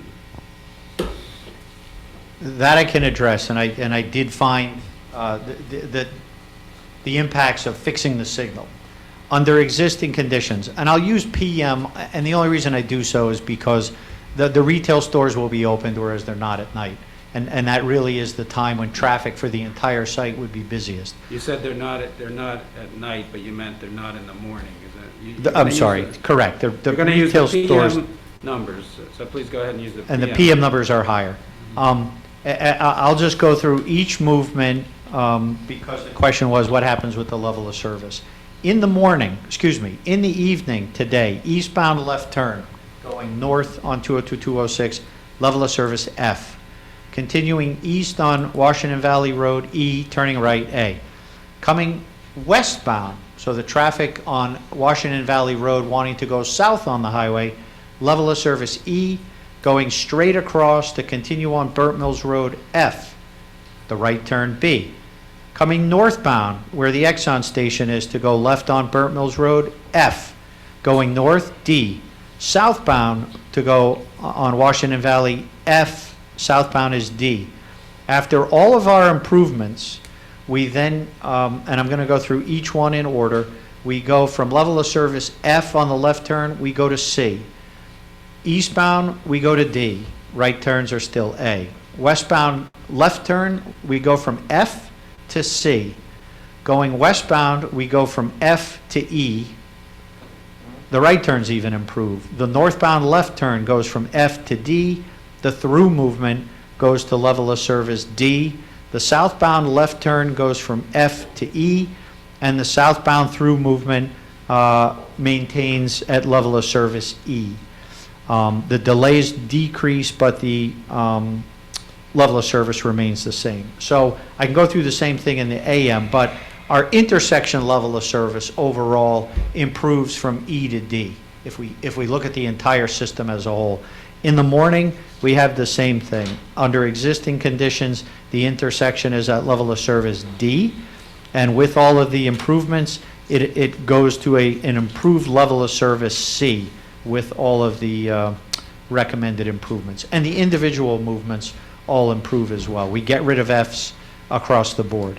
So, yeah, there'll be shorter delays and better levels of service, even on the granular level for specific left turn movements by recognizing the inefficiencies that exist. And that's based on full occupancy? That's at full occupancy of everything we've done, yes.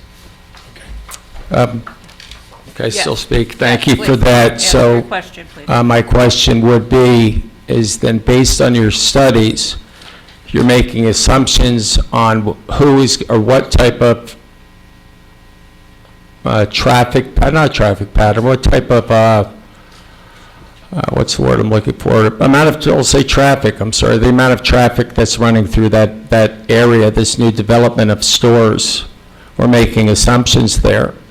And so I'm being told by Mr. Collins. He said something about a daytime and then a nighttime evaluation, but we don't even know what these stores are, so how can any of these studies be valid? And additionally, I'd like to add one more thing. This has nothing to do with any of these studies, really, but nothing to what they're saying, nothing contradictory to what they're saying.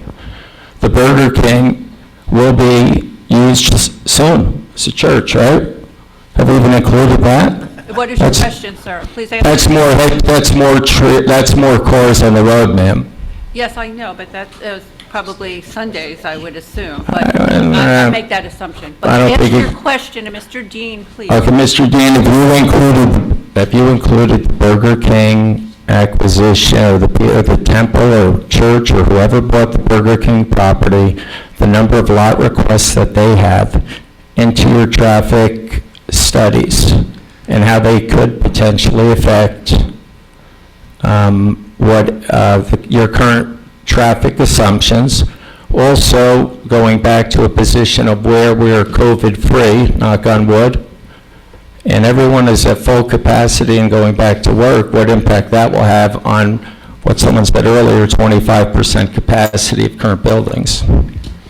I'm really not sure how to respond to that other than pertaining to the Burger King, and that is houses of worship exhibit their peak demands outside of Monday through Friday, AM and PM peak periods. That's not to say there might not be an administrator or a limited volume of traffic, but it is not anything that otherwise invalidates the conclusions reached in our study. So whatever the disposition of that site may be, it's not going to affect our means of ingress or egress or the findings or the substantial improvements that will be experienced at the intersection. In terms of our assumptions, we follow industry standard protocol when it comes to projecting traffic, and it's a function of whether it's a retail component or a service component, and we assumed it was retail because that's the highest trip generation, and it's based on the size of the buildings that are proposed. And it's that data, they're not assumptions, but that data is derived from traffic studies of existing and similar shopping centers. So from that database, we can reasonably forecast the volume of traffic for this particular application. And we followed that protocol throughout every step of this process. I appreciate that. So my last comment, I don't think that... Your question, please. My question is, when you're referencing the Burger King as a religious organization, I'm not sure what it is. I don't think anyone knows really what it is, and I don't think it's going to have traditional Sunday worship or Friday night worship. You guys could check that, but I don't think that's the case. That's hard for me to find out anyway. Never mind, that's neither here nor there. But at the end of the day, my main question or main point of this whole thing is 160 plus new cars in one area is going to certainly screw up. You're making a comment. Please, a question to Mr. Dean, please. According to the traffic studies, Mr. Dean, I questioned you whether 160 cars plus, possibly some overlap because of the retail space, will have, and then you're telling me, because we're changing light bulbs or we're adding a battery to something, we are lowering the amount of traffic in that area, and I don't buy that for a second. And your question is? That's my question is, and that's whatever studies you have, you can look at whatever you want to look at. 160 plus new people is going to affect the area, Chairwoman. It is, it's fact. You're telling me it's not, that's fine. Put on some new light bulbs, I'm We're doing not it. asking for facts, we're asking questions. We're asking questions right now. I apologize, but it's frustrating, because I don't think it makes, it doesn't add up. Is this an opportunity zone? I understand. We're asking him any questions that he might have as a professional. I apologize, Mr. Deek. Is this an opportunity zone? Not to my knowledge, no. Are there tax benefits being provided to the town? That's outside of my... That's not traffic for this expert. Okay, I apologize for asking some things that are over. I'll stand down. Thank you. Appreciate everyone, all of you. I know volunteers are here, my madness, but it doesn't add up to me, that's all. Thank you. Yes, sir. Yes, sir. Please come up to the microphone, please. Sir, please raise your right hand. Do you swear or affirm to tell the truth, the whole truth, and nothing but the truth, so help you God? I do. And please state your name, spell your last name, and give us your address. Jeffrey Mace, M-A-S-E, 188 Washington Valley Road. Please go ahead. Okay. The one question I want to start with is, if I'm driving north on 202-206, can I make the left turn into the roundabout road, let's call it? Is that possible? Maybe you could point, or when you say roundabout road, you mean He's talking about the ring road. If I'm heading up on 202-206, can I make a left into this road? No, that's restricted. Right? If I'm heading up here, can I make a left into this road? Yes, I can. yes. Is there going to be a traffic light there? No.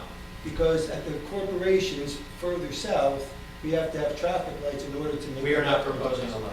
We're not proposing a light, so we're not creating a hazard in any way by people having to cross that lane of people coming down 202-206. Correct. It seems to me that you've addressed the traffic flow in this inner circle, but aside from stating that you're going to make improvements to the intersection, which would help. Sir, come to the mic, I'm sorry, which would but help we the need to... traffic condition as it stands right now. I don't know that it necessarily would help if we add, when we talk about 160 units, right?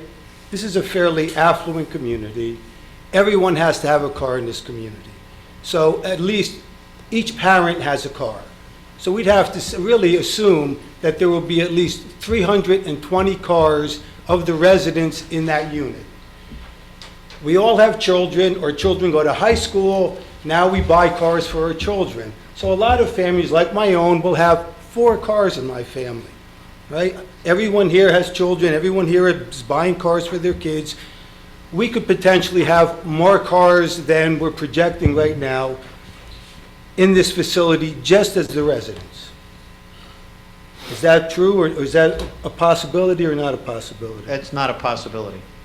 And why is that not a possibility? Because the parking that is provided is a preordained or prescribed ratio, and for a 1-bedroom apartment, there is a parking allocation of 1.8 spaces per unit.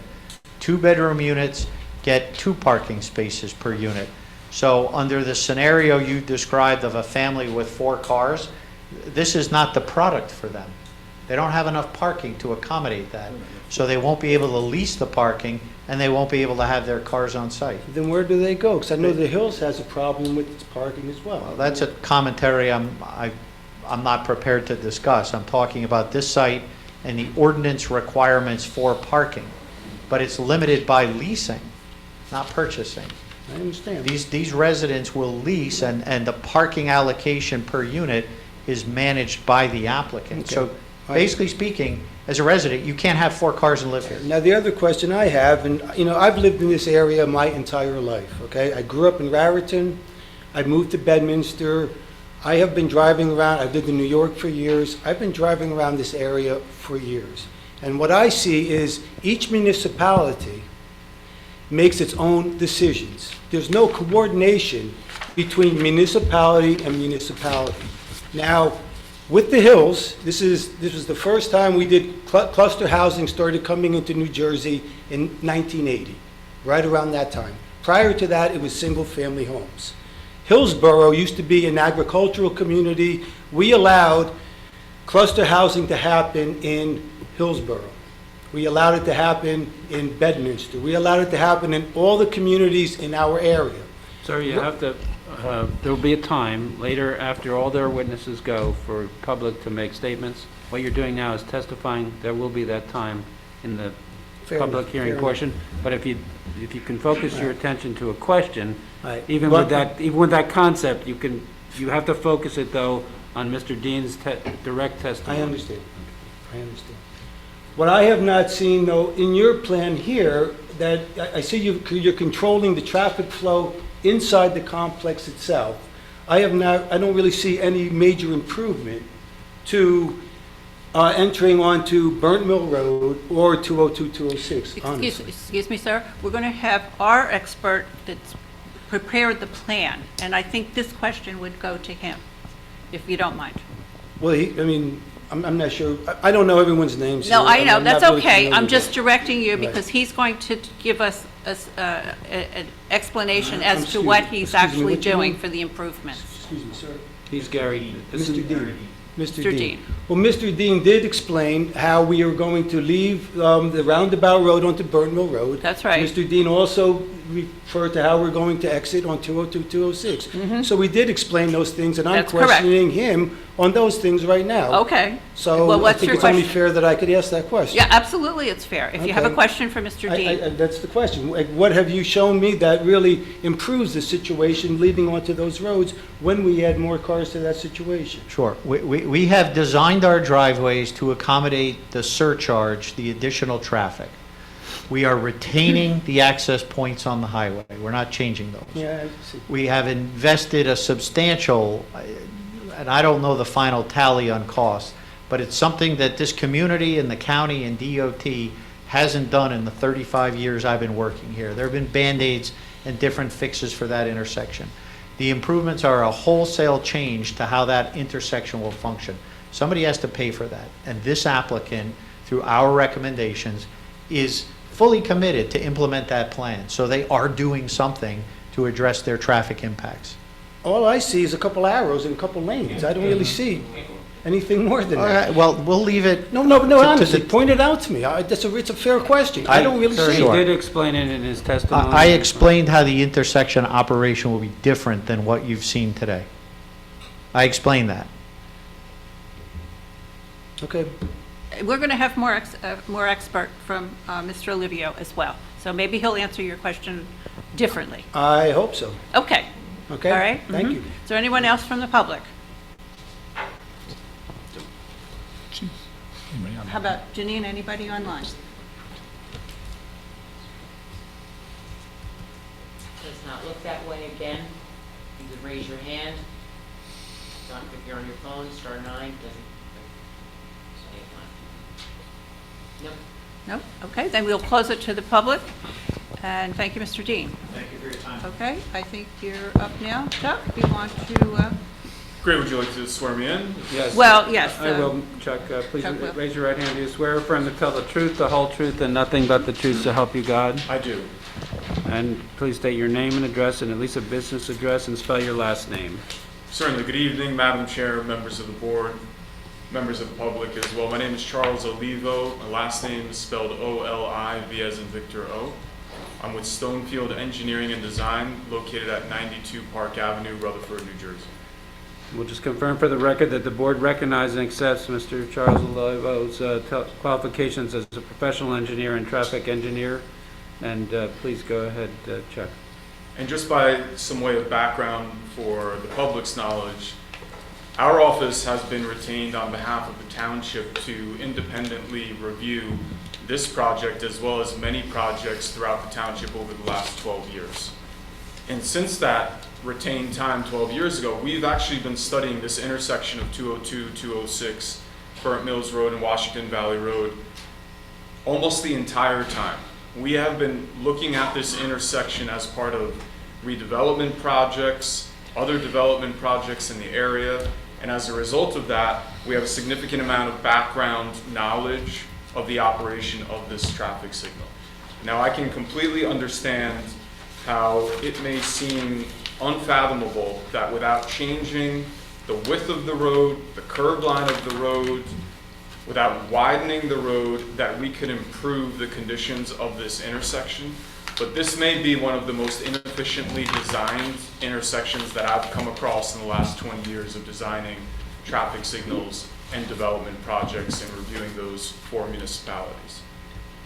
We went through that in great detail during a prior public hearing where we walked through every single phase and cycle of this traffic signal as it has been operating since it's been put in at this intersection. It operates under a split phase, which is a very inefficient way to run a traffic signal. It basically holds green time and only allows certain approaches of the intersection to utilize that green time. And as a result of that, you have a lot of waiting and a lot of queuing that occurs at this intersection.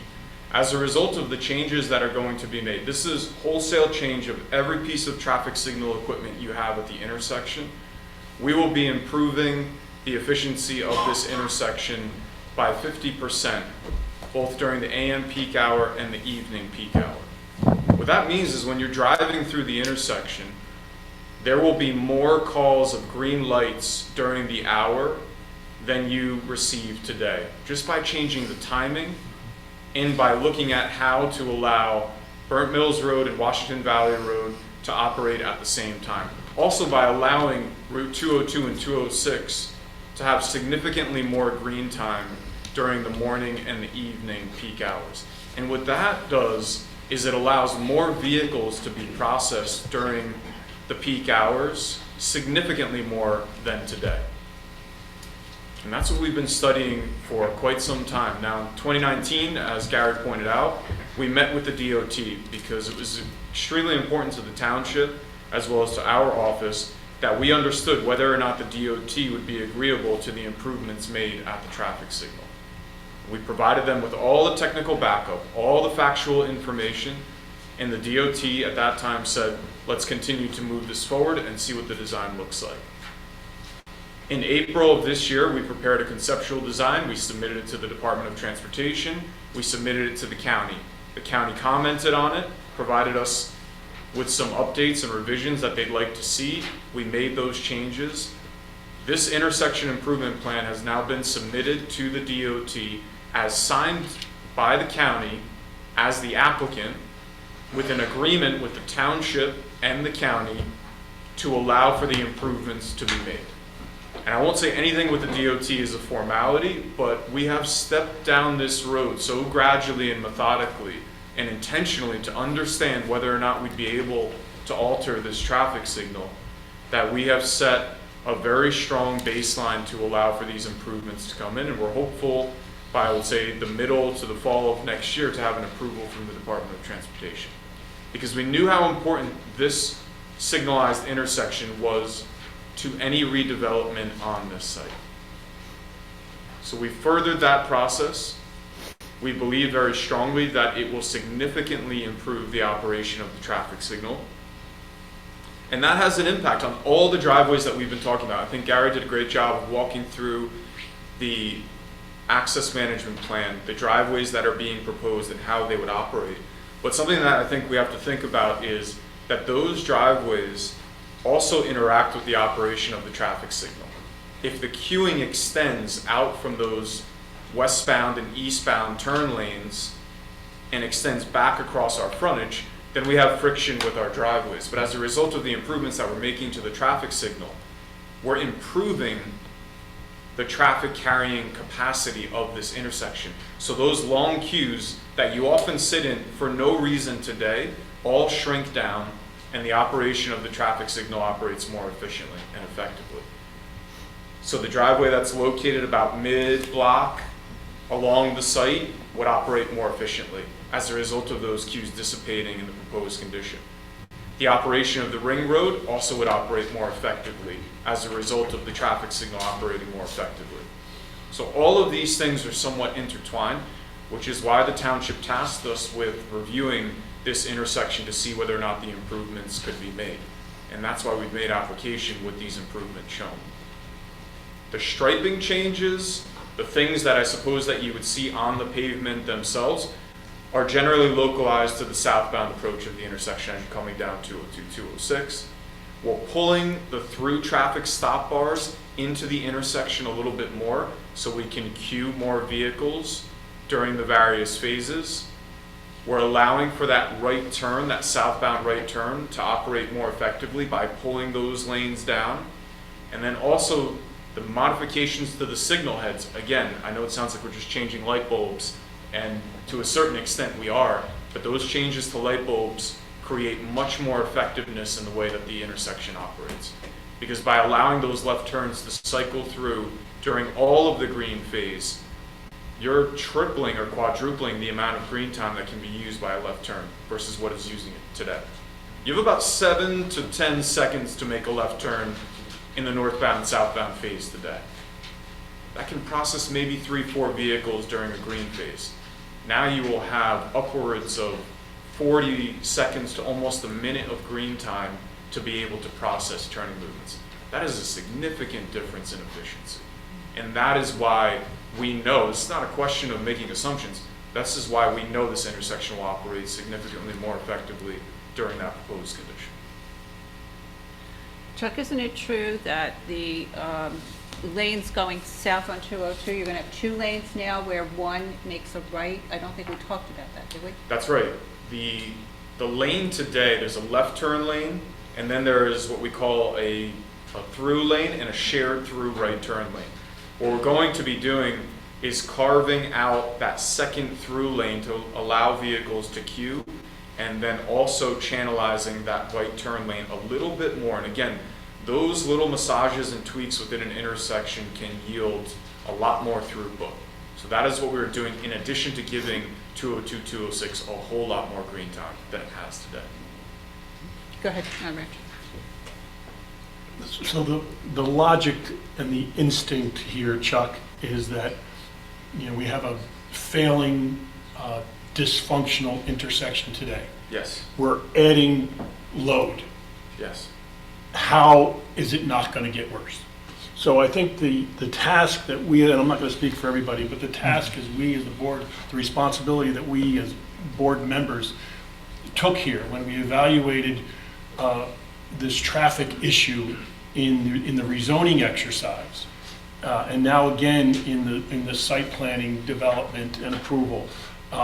We are relying heavily on your expertise and your analysis here to reiterate for us all and for the public in general that despite these additional loads, despite the multi-uses now, what was one strictly office, maybe a kind of a 9 to 5 flow, now becomes somewhat extended because of the retail operation, because of the residential activities and so forth on the site. Despite all that, you've just stated that we're going to improve the intersection by 50%. And when you say 50%, do you mean wait times are cut in half? Flow through the intersection over any period of time doubles? What does that actually mean? In most cases, it means that wait times, the average delay per vehicle getting through this intersection, will be in some cases almost half of what they were in the pre-existing condition. And we're looking at 2018, 2019 volumes. We have the benefit of Mr. Dean's office conducting counts pre-COVID. But I also think that we need to recognize in the present day, the way that the world has changed as a result of the pandemic, that traffic volumes may have changed for a long time. But even with that being said, we've taken 2018, 2019 numbers, we've grown them over the course of 4 or 5 years with population growth rates from today's time and said, this is the amount of volume that we're going to study traveling through this intersection. We didn't go out and count last year and then say, well, this is the traffic that we're seeing through the intersection, so this is what we should study. We're looking at pre-COVID, growing that volume and studying it in a future condition, assuming everything gets back to normal. The way that we work, the way that we live, the way that we go to recreate, and go to retail, and all of those things. And I think what Mr. Dean spoke about in his testimony and also in the report is the fact that this is a mixed-use development. There's internal capture associated with it. There are features to this site that create better sustainability and livability that allow you to live on a site, walk to retail, perhaps even walk to the office building that you may work in as a result of having it all on one site, which is a mitigating measure by itself, by doing this all on one property and one site. So these are important features that lend themselves to reducing the vehicular traffic associated with a project like this. But even with that being said, we've taken all the vehicular traffic associated with this project and we've generally funneled it through this intersection. with 2018 and 2019 volumes and the modifications that we're making to see whether or not these improvements would really stand that test. And they absolutely stand that test. That's the findings of the study that we've done and also that Mr. Dean has done.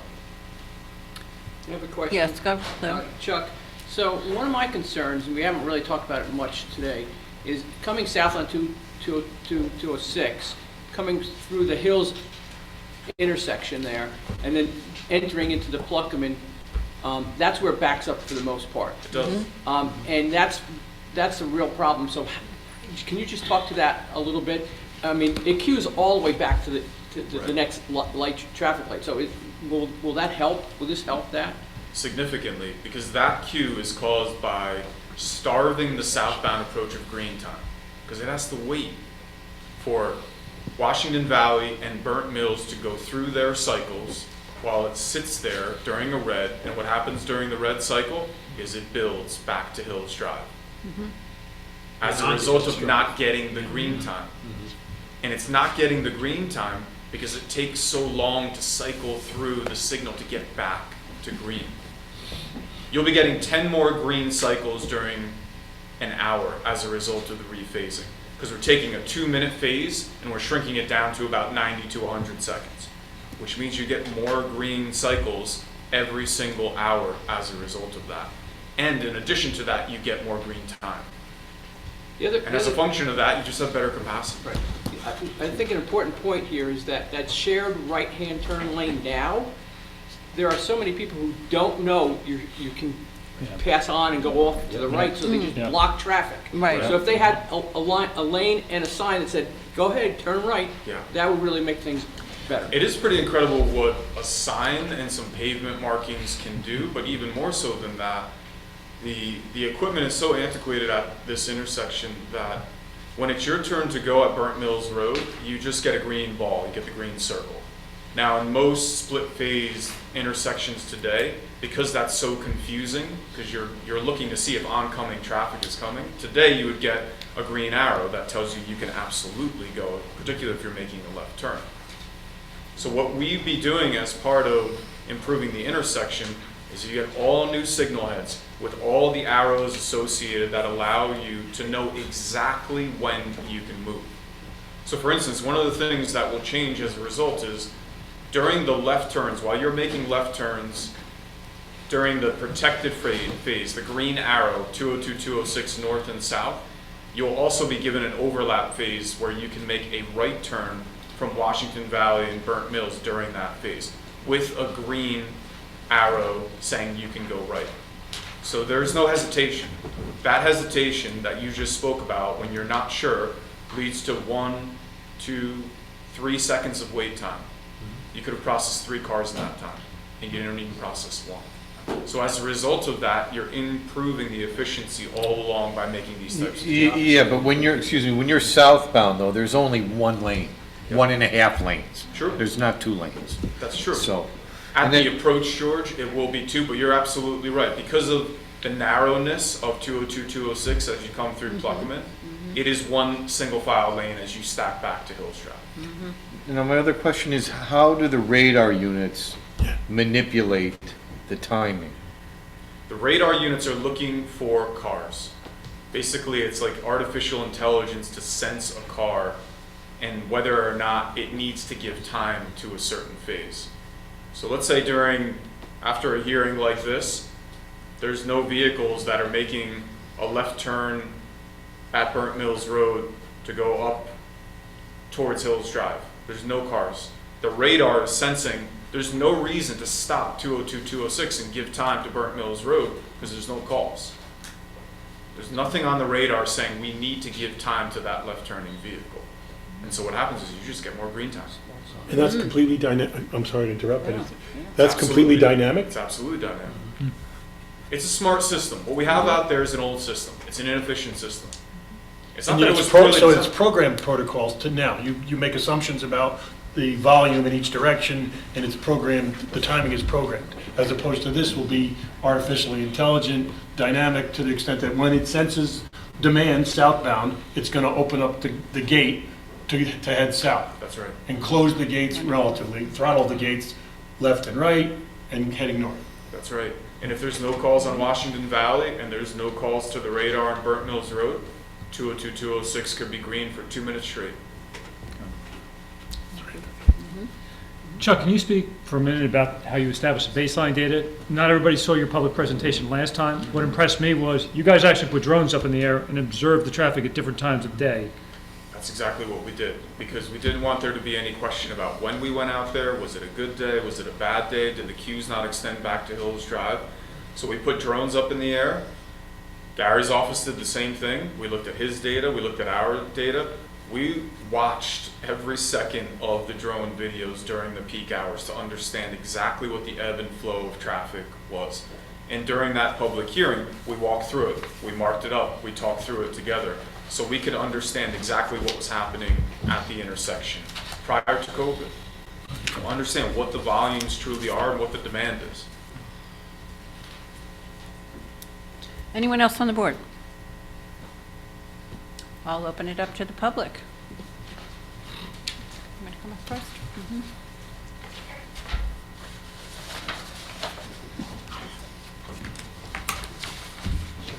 You're still, please state your name and please go ahead and ask. Jeffrey Mace. My question is, when you say 50%, right, is that 50% more traffic volume that could pass through that, or what would be the percentage of more volume you could add to that intersection? It may be on that level. When I say 50%, I mean that the overall intersection delay today, if you looked at every single lane group and turning movement, and you studied how long it took through to get during the peak hour, the aggregate delay is just over a minute for everybody. Everybody kind of shares in that. That would drop down to about 30 seconds in the proposed condition. Now, does that mean, to your question, that you can handle about 50% more traffic? Plus or minus, I would say you can handle significant more traffic than you can today as a result of that. I couldn't tell you if it was exactly 30%, I mean, just as a guess, just I'm not. I would say 30 to 40% more traffic 30 to demand. 40% more. And when, you know, back to my point before, a little bit about development in the larger area. You know, when we went into cluster housing, like right now, the model for cluster housing is multi-story buildings now. I see they're building in Raritan in this way now, they're building in Manville or Hillsborough in this way, Somerville in this way. So we really are packing more and more people into an area. So when you're looking at this intersection, are you anticipating the number of people from outside our community that will be passing through this area? Because we are really packing up a lot of people into this area. Yeah, I think you make a great point about redevelopment and the nature of it in neighboring municipalities that a lot of times not regionally considered, which I think is what you're speaking about, is that a project here and then another project down the street, does it really consider whether or not something's changing just across those imaginary lines into other municipalities and other places? And as a traffic engineer, we have to study exactly what you're talking about. So we look at the population growth that would occur as a result of looking out 2, 3, 4 years as a result of projects like the ones that you're speaking about. And we add that into the baseline. But isn't it difficult for you as an engineer, because it just seems to me the model has shifted drastically in the last 5 to 7 years maybe, in what we are building now, and the way these projects have gotten pushed through, where, I mean, we all see it, right? The traffic now has gotten almost unbearable, really, where I mean, I remember when there was no traffic light at this intersection we're talking about, right? 1981, there was no traffic light there, right? The Somerville Circle in 1976 had no overpass over it, right? Today, you can't get over the Somerville Circle. It's very difficult at any time, really, especially at rush hour. So, and just as an engineer going through these things, this must be very difficult for you to truly assess, to predict what's going to happen in the next 10 to 15 years. I think it's difficult, but I think what allows us to get through that difficulty is the fact that an intersection like this is reviewed by the county and the Department of Transportation and our office, and then offices like Mr. Dean's office. So as difficult as it may seem, We have all of this data and input coming in from county. Now you're talking to a regional body that knows the trends within the county. The state, which is looking at statewide what's happening along 202, 206. And I think it's really through the collaboration of other engineering groups that are serving the public's interests, the DOT and the county, and certainly our office in this case with the township, that we're able to really pinpoint with a high level of accuracy. Well, it seems to me we're letting the developers get ahead of us a little bit, because we really haven't been managing this well at all. We've been catching up, trying to catch up. 206 through Hillsborough, it's a catch-up game right now. We're not building any more roads. We're not really, tweaking intersections here and there is one thing. Is there a question here, please? Yeah, well, I guess the question really was, how accurate do you really feel your predictions are for the future of our community at this intersection? I guess that's really my question. Right, I think they're very accurate. I also think that they're actually very conservative. I think should this project be built in a certain time frame, if you were to look at the volumes that we've projected, I think that in most cases you find them to be high. And because when we look at something like this, we're looking at a worst case scenario to try to understand what really could be the worst operation of this traffic signal and these driveways with the project built. To your point, or to your comment about, are we letting the developers win? With all due respect. Not win, just get ahead of us. Just get ahead of, I can't speak for the other communities and townships that you've mentioned, but not this developer. This developer has been put through an extensive process. We were conducting traffic studies, intersection, conceptual design, DOT meetings, well before, years before we came to this hearing, to the hearing prior, to understand whether or not this intersection and other intersections could really handle the traffic. I can't speak for those other municipalities. I don't know if that's the way that they run their process, but I would say that the township has run a very tight process here in understanding. At this point, but it seems to me as though it was overlooked a bit when the hills went through. It seems to me as though the dynamic of that intersection, the physical dynamic of it, hasn't really changed a great deal. The technology of the lights and whatnot maybe have, but no one really considered the fact that we had a colonial town, an aesthetic community that could have been incorporated at one point in time into the Hills project.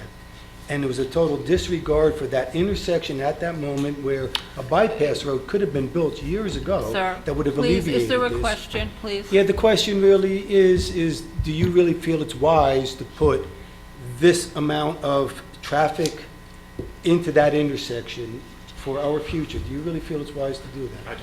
Okay, that's my question. Thank you. Thank you. Yes, sir.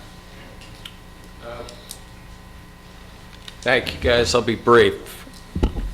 I appreciate all of you being volunteers, and I appreciate what you've done in doing a study for the community, for Bedminster.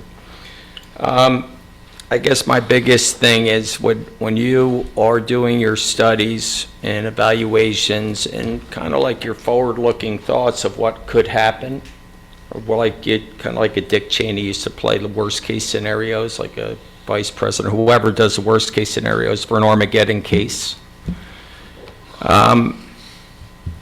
In the Armageddon case, are you even considering the 258 additional units that are proposed to this, were in the midst of being proposed? Is that part of it? Because that seems like a gigantic number to me for this same intersection to handle, plus the 33 by the Bedminster Pizza, plus the other ones by the Hot Dog Man, and so on. But the Armageddon case, your nuclear weapon right there, the nuclear case is the 258 units. If that goes through, there is no way in hell anyone will convince me, if you have for driving the Jetsons automobiles, that there won't be more traffic. It's impossible that whole thing will back up to the moon, and you guys know that too.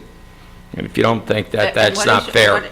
So my question is, under the nuclear option, the 258, have you put that into your models and said, no, this is going to be a great idea? Well, first off, I don't know if I agree with the analogy and the way that you're making it. I can appreciate how you've tied it together, but I'll just say this. Every project has to stand on its own and prove that its traffic volume can work through the roadway network, and that it can do so safely and effectively. And so when we're looking at this project, the 160 units, the retail, the existing office, the applicant is tasked with showing the township and the professionals and the public that it can work. And that was our task here, is to review that and make sure that that's the case and confirm through our own studies that that is the case. And that is what we've confirmed, that it can work and it can work effectively. We consider population growth. I can't speak to whether or not Gary added 250 here or others there, but I can tell you that those projects can't be built unless they prove that they can work within the roadway network and with the improvements that are being made. So that's what has to happen for those projects to be approved. Thank you. But one quick question regarding the widening of the road. Are you widening, that's a big word for me, 3 syllables. Are you increasing in width the size by the Pluckerman Liquors to make a right-hand turn onto Burnt Mills, or it's just as is currently? It's generally as it is today. I believe we're rebuilding that curb and building in new ADA ramps, but effectively it's going to be about the same width as it is today. So there's a limited chance there. If there's not, there has to be, if there's 2 cars going straight there, forget about what you have going left. But if there are 2 or 3 cars, we'll say worst case going straight there, there's no one can make a right-hand turn there. That's right. Yeah, but Chuck, you are pushing the stop line further south. But at about the 3rd car at the stop bar during the red cycle, that right-turning vehicle would not be able to get through. But just remember, the green cycle for that southbound movement has just tripled as a result of the improvements. So that time where someone who really wants to make a southbound right would be waiting is significantly less than it is today, because they're moving on the green now. They're not sitting at a red light as they are today. And that's with this new technology thing that we have going on. Yes. Is that expensive, that whole thing? Why don't we do that now? Because you're just letting smog just stink up the air right now for those residents along the hills. They're paying for it. Okay. That's good. Thank you for paying And for that's it. built, and Joel, that's built into the rezoning ordinance. All those costs for the traffic improvements at that intersection are being borne by the applicant. And are we, and, all right. I would like, just for the record, I want to thank you. It's my first time I've ever really come to one of these and really given it, really how I feel about it, but I just felt there's been a lot going on with building. And Thank you, sir. I'm not done yet. Thank you, though. But there's the 258 units, I think, has to be considered, that big project. And it will, if and when it Okay. comes to the board. Okay. And you included the hot dog man units? When you did your study? We included population growth. Not beyond, we're beyond population growth with the amount of people that we're adding to this community right now. We're beyond the linear 4 or 5% return, or 4 or 5% increases. That's no longer linear. This is a spike up. Sir, that's not really a question. Please move on to questions. My question is, are you using linear numbers? Because it's been probably 8,000 people in Bedminster for the last 20 years or 10 years, and now we're going to have a big spike, or proposed spike. And are you using flat numbers, 1 or 2% a year, or are you using potential spikes that could happen? We're using pre-COVID numbers, and we're applying the background growth rate that's published every year by the NJDOT. So if you think about what the volume is on the roadway today and what we projected from 2018 upwards, I would say that it is significantly more than what you see traveling through the intersection today. Your projections are higher? Yes. Significantly. Yes. But to this extent, with this many, I said 667, but about 450 of them are in Bedminster. You're looking at that many people, cars, double that, 900 cars. I don't think you're looking at it, but that's fine. You guys do your studies. I want my case heard. Madam Commissioner Carroll. Sir, you thank you very much. Now, give me a chance here. No, you Tom cannot Collins. testify now, sir. I'm just saying thank you very much for your time, everyone. Thank you, sir. Do what you think is best. Thank you. And let us know when the next meeting is, please. That could be posted a little bit better. That's a suggestion box item. Anyone else in the public? Seeing no one, we'll close to the public, and we're going to take a 5-minute break. 5 minutes, please. 5 minutes. Thank you. It's coming. There you go. Okay, we're ready to continue. Thank you, Madam Chair. We have 3 more witnesses to call just to go back over a few discrete issues that came up at the last meeting. We'd like to get them up very quickly to go through and respond to those questions and issues you raised at the last meeting, and then close. Okay. So at this point, I'd like to recall David Minow of Minow and Wasco. Mr. Minow, do you understand that you're still under oath? I do. Thank you. Please state your name and address. Business address is sufficient. David J. Minnow, M-I-N-N-O, 80 Lambert Lane, Lambertville, New Jersey. Thank you. If you could get up. I'm here to talk very briefly about a question that you all raised at the last hearing, and that was how the retail area was effectively serviced. And that was a great question, and it's caused us to go back and do a slight redesign of the building. That's it, if you go back to that last plan. Mr. Minow, if I can orient you, you're looking at the package today, Minow Wasco seal bearing A3. A3. So if you look at the 2 blue spaces on either side of the main entry, we've added a service corridor. Maybe you could point to that, Chris, where the stairway is. We've added the service corridor along the back of the retail with a stairway which goes down to the garage area. I'll show you that level in a minute. On the other side, on retail 2, we've added a similar corridor that has access to those retail locations and goes to the basement area in the garage, and I'll show you that as the next slide. That's your one. So next slide.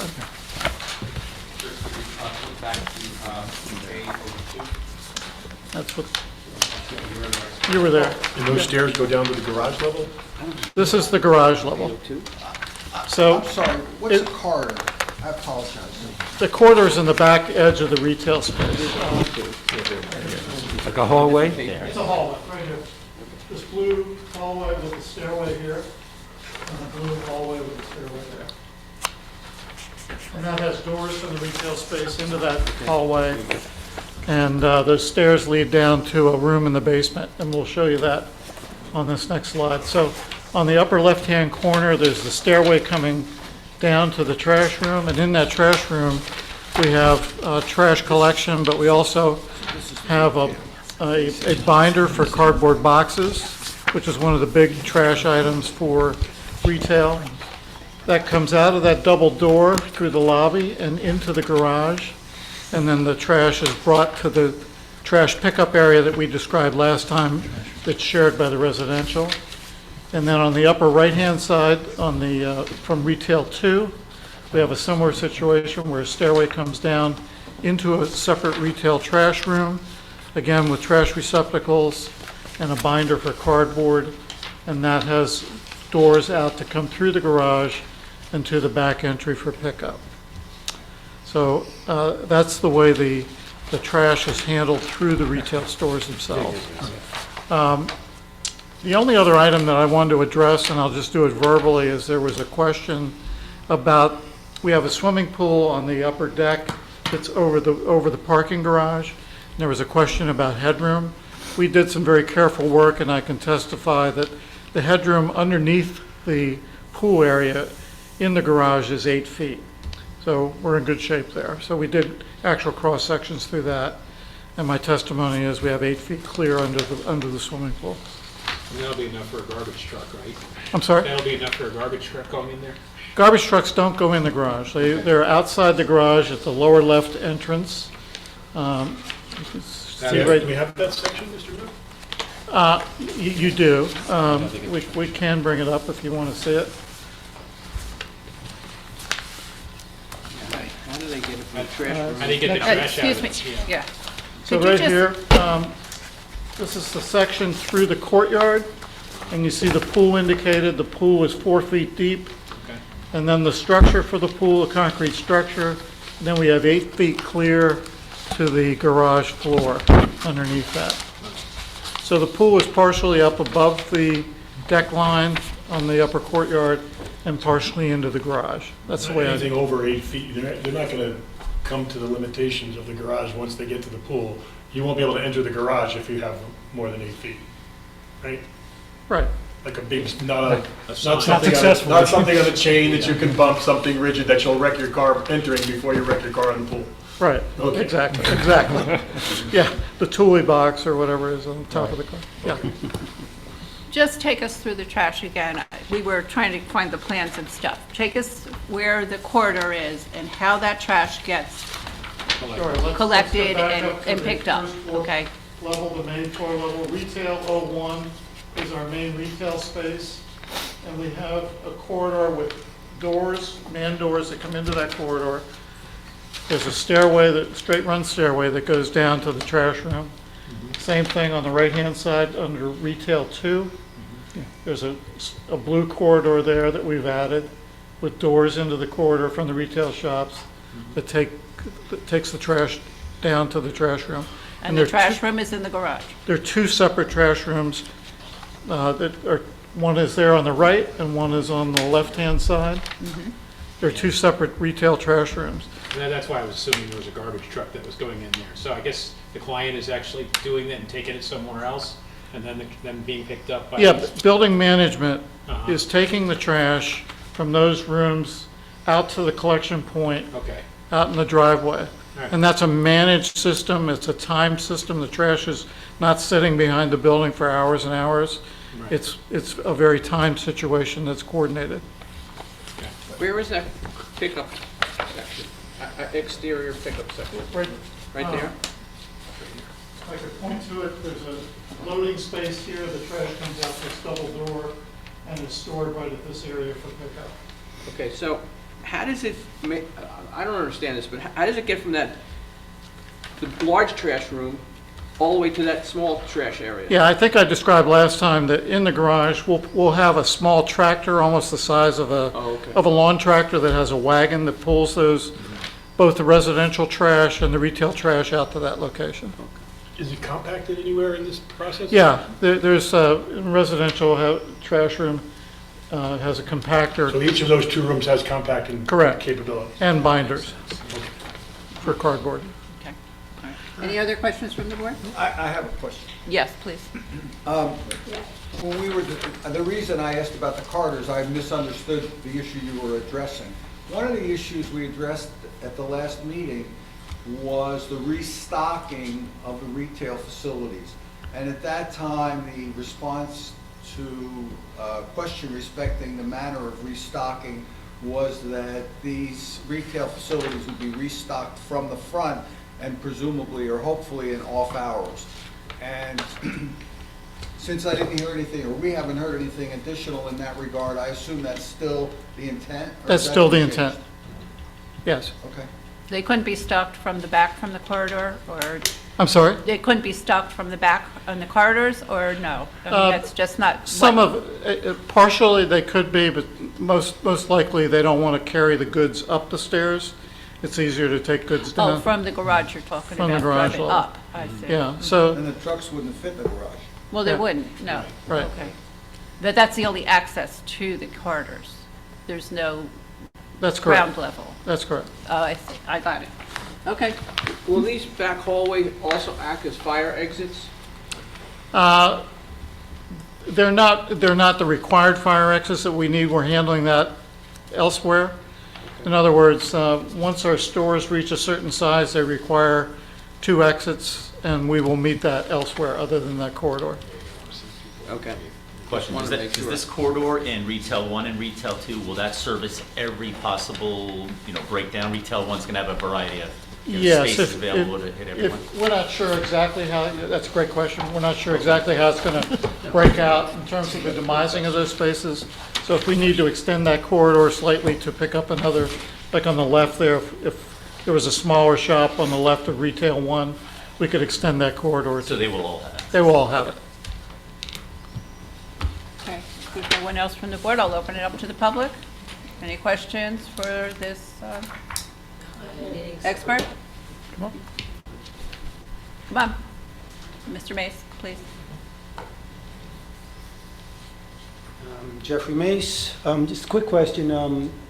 Will tractor trailers be able to access that road to service the stores, or? That question is beyond the scope of this witness's testimony. Yeah, he's the architect. He's not in I'm the, sorry. yeah. I just thought Yeah. we were discussing that, that's the only question I really had, was just that. Okay. Anyone else? Thank you. Okay, thank you. Next witness? Thank you. I would like to recall Thomas Bauer, the little Bauer. Close enough. Yes, yes. Melillo Bauer Carmen is the firm, yes. Good evening. Mr. Bauer, you still understand you're still under oath, and please state your name and your address. I do understand I'm on oath. My name is Thomas Bauer, B-A-U-E-R, 82 Pierce Avenue in Manasquan is my home address. Thank you, Mr. Bauer. Mr. Bauer, since the last meeting, did you have an opportunity to make changes to the light plan? Yes, we did. We've made several changes. I'll highlight those briefly for you. If you recall, in the area of the main event space, directly opposite the lobby, we had some light fixtures that I referred to as theater lights, and they were projected lights. We've eliminated those entirely. They're gone. I know that makes some of you happy. We have 4 types of lights on the site. We have the downlight on pole lights that are 12-foot high poles with 2-foot standards. We have wall sconces. The wall sconces along the retail facade are only downlights now, so they no longer are uplights as we had shown previously. We still have bollard lights along the walkway, and we have some string lights, locations of which have been slightly tweaked because of the elimination of the theater lights. And then we've tweaked the overall, if you go back to the plan 1 second, Chris, the overall photometrics, we've provided a complete photometric plan that reflects all those changes to assure you that we have a properly lit site entirely at the ground level. The second slide that Chris had just brought up is a details sheet that we provided that shows each of the 4 lights that we are suggesting. The pole light, the top left, next to that is the bollard light. Then there is the wall sconce that is on a facade, the retail facade of the front of the building. Lower left is the hi-hats that are in the soffit, if you will, of the pavilion. And then to the right is the detail of the string lights in the specification. And that's the extent of the changes. The sconce is basically the same fixture, just a down. That's correct. Downlit version? That's correct. We've eliminated the uplight option. Thank you. You're welcome. Very good. And when will these lights be on? Well, Are different lights going to be on at different times? Is that? Sure, that's a Just very tell good us what question. that's I think that, we did discuss that. I think that at dusk, the lights would all come on. Okay. And we talked about even the option of dimming them. Perhaps, we talked about 30 minutes after the close of retail, that the lights would dim, if that's acceptable to you. We think that's a good solution. And then in the evening, we would have a 50% reduction in lights overall, in order to, because I know some of your concern was just keeping it as low-level light as possible. But we do want to ensure safety, so we need the lights on the entire project. And I would think for your residents, you need Yes. lighting. It's Sure, hard to sure. anticipate, to visualize what it's going to be like. Yeah. If Yes. it does happen. Sure. Would we have the flexibility to come back? and 100%. say, all right. Yes. We're more than willing to have with what I trust with your engineer, to have a walk through a light test with photometric test and see to the eye as well, if you're comfortable with it. That's good. Certainly adjustable. So is this a design waiver? Where's Paul? Is he here? No, Paul had to leave Oh, Paul anyway. had to leave. So then, the string lighting would be, we would need a string design light- waiver, correct? That's correct. And I think the string lights should just come off following the close of retail. I think they should just turn off, they wouldn't be dim. I would think so. Yes, yeah, we don't need those on all night long. Yeah. So we're saying 30 minutes after close of retail, just for safety. Do we have any time limit on retail in that zone and what time they have to close? Does anyone think that's close? No. Case law doesn't really allow you to control the time of hours of retail. No? Really? No. I thought we were 11 o'clock in. 7-Eleven case, okay? What is 7-Eleven? Retail. So it's, we don't have it by, you don't have it by an ordinance, we have what they're proposing, so. Can we go over the exhibits? Minnow exhibits tonight are a package, it'll be A6, I think, okay? And MCP packet will be, I'm sorry, I have Minnow Wasco, so we'll go to next week. A5, I think on our agenda, Janine has an A5 already. Site plan, yeah, we have it listed as an A5 for the site plan from last month. So let's do A6 then for the Minnow package. And then I have what was delivered to me, another package. It has Mr. Bauer's work and I think the Kushner and architecture work perhaps, or? Yeah, so the So do you want to? Minnow Wasco should be A5, the MCP packet which you have several sheets, that should be A7. A7, the whole package, and when you say MCB, what is MCB? It's really MBC.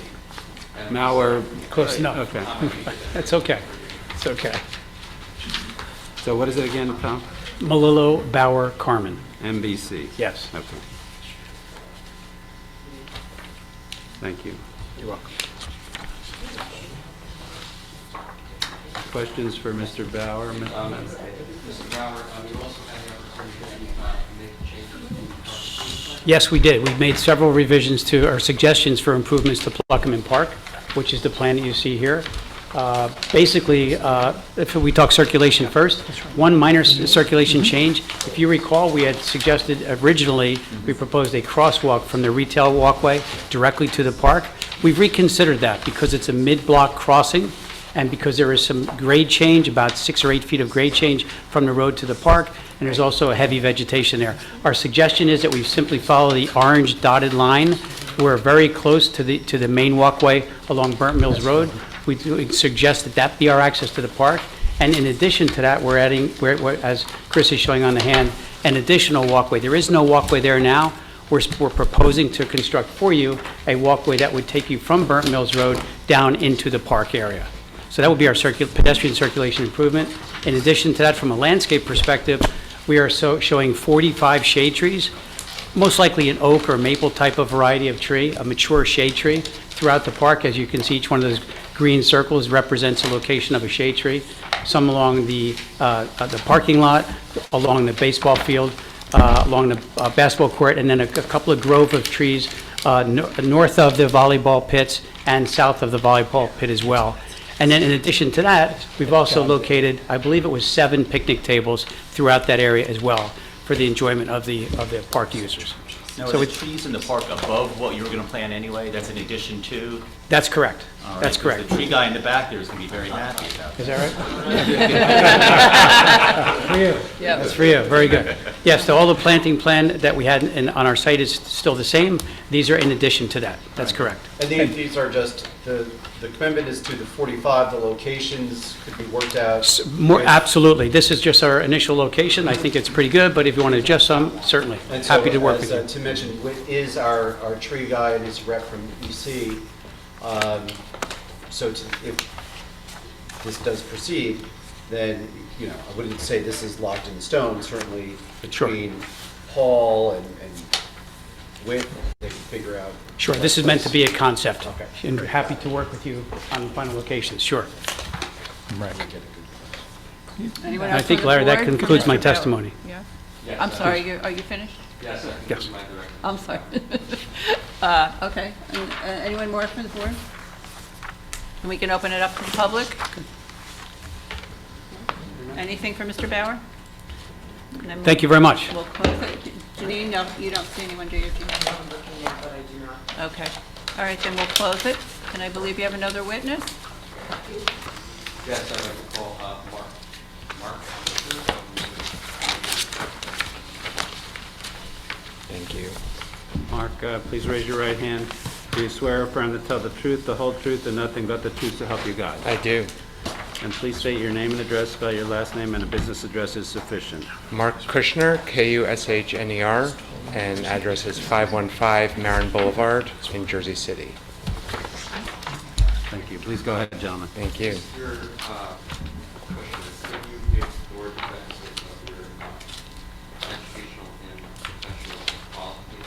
Happy to. I studied architecture at Harvard's Graduate School of Design, which I graduated from in 2004. I've been a practicing architect, a licensed architect for 15 years, and I'm licensed in New Jersey, Pennsylvania, New York, Virginia, D.C. And you previously qualified as an expert in architecture by Lakeview Sports in the state of New Jersey? I have. This is what we'd like to offer and request that Mr. Fisher be qualified as an expert in the area of architecture. Yes, the board will accept his qualifications as an expert in architecture. Please go ahead, gentlemen. Thank you. So, Mr. Fisher, in advance of tonight's hearing, you and your coordinator submitted certain architectural renderings to the board. That's correct. And I'd like to mark have that as A8. 8-9, because I took the Puckerman Park as A8, okay? Puckerman Park improvements, Janine, is A8, and So you this, separated it out from the, oh, I had it as separate, hold on. Did it come? It was part of, the Manila set. All right, fine, then we'll leave it as, that'll be part of A7, we don't need an A8, so it'll be A8, thanks. thank you. Mr. Fisher, could you explain to design concept and the elevations shown on the sheet on the screen? Sure, and let me just say that it's a pleasure to see everyone in person after seeing Likewise. Madam Chairwoman, Mr. Mayor, and the entire board. Much taller than we expected. I know. Laurie and I just said that. I've been told I present short. Incidentally, Noah told me to be brief. So let me. So this is the pavilion building that you're looking at, and what we tried to do was to soften the design that we initially submitted, move away from a kind of strictly modernist building into something a little more with a local kind of agrarian feel. So think of it as a contemporary barn. What you're looking at is the same footprint with a 17-foot overhang for people to gather outside of whatever retail ends up occupying this. Maybe it'll be a restaurant. The building has standing seam roof, a large 6-foot wide chimney at the back, which can accommodate any ventilation that might arise from a restaurant use. And then this floor-to-ceiling glazing, which really becomes an inviting sign to anyone that's passing by on Burnt Mills Road. If we go to the next slide, you can see it in perspective, which I think really starts to animate how we're thinking about this building. Next slide. And here, circled in red, are two signage locations that we'd have to obviously work with the tenant and come back before the board when we get a specific tenant to get those specific locations down. But what we're proposing is signage that doesn't exceed 24 square feet maximum, which conforms to the zoning. Did I miss something? Okay. So. Could you explain the security doors that were inserted into this sheet of the first floor plan? Absolutely. So we took another look at the lobby condition of the main building, and we wanted to re-engage with that idea of a cafe that the public could come in, get a drink, and sit and maybe work, and it becomes a kind of shared co-working space, a place to hang out, an interface between the residents and the community. So what you're seeing is the front door, you walk into the building through the front door, and you're immediately greeted with a cafe, coffee bar in the center. And this common space within the square is kept separate from what we're thinking of as fobbed security doors, which you can see are exactly there and off to the right, that separate the lobby from the wings of the residential building. We can keep them closed, we can keep them open, and we can see how the use starts to evolve over time. But they could be completely securitized, and we can keep the building separate from the lobby.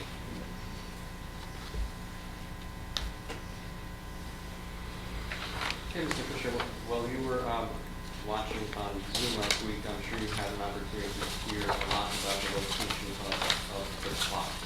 I was very sick and very heartened to have everyone pick up the mantle of the clock and the chimney. And we were it's sped my recovery, and we were really happy to bring them back. So so you can see here above is the revised elevation, which brings it back to what we were originally had been looking at a few months ago. The drawing below is just a zoom in where you can see the chimney is back on the lobby building in its original location. The clock is back in its original location. Behind it are residential windows, so you get this kind of layering of the clock sitting proud of and hanging off of the gable in front of these residential windows. There's no window behind the clock. And the chimney is fully functional since you have two fireplaces in the space kind of below. So we're going to join those flues somehow? That's the intention. Not a gas fireplace. Well, okay. Can make me commit. It's not my question is, it's not a ruse, it's just a real chimney. It's a real chimney. Whether we use gas and how we're going to vent that gas is, the intention is to use the chimney. We have to get into the mechanical, drawings of the building. Yeah. Can I ask a question about the plan, Mark? Sure. All right, so you have these fobbed security doors that would, effectively secure the mailroom to the left, the golf simulator, which would be a tenant amenity, I'm assuming. But all of these other spaces would be accessible, specifically to the public.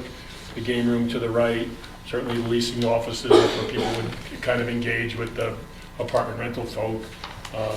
Shared conference rooms, workroom, et cetera. How do you access? And the package outflow is only from within the tenant space. That's right. The intention, and this will need to be refined as we get an operator here too, but the real intention is that the main space within that square and the bathrooms are accessible by the public, and they would get increasingly private as you move on. So we're showing there that game area that could be closed off.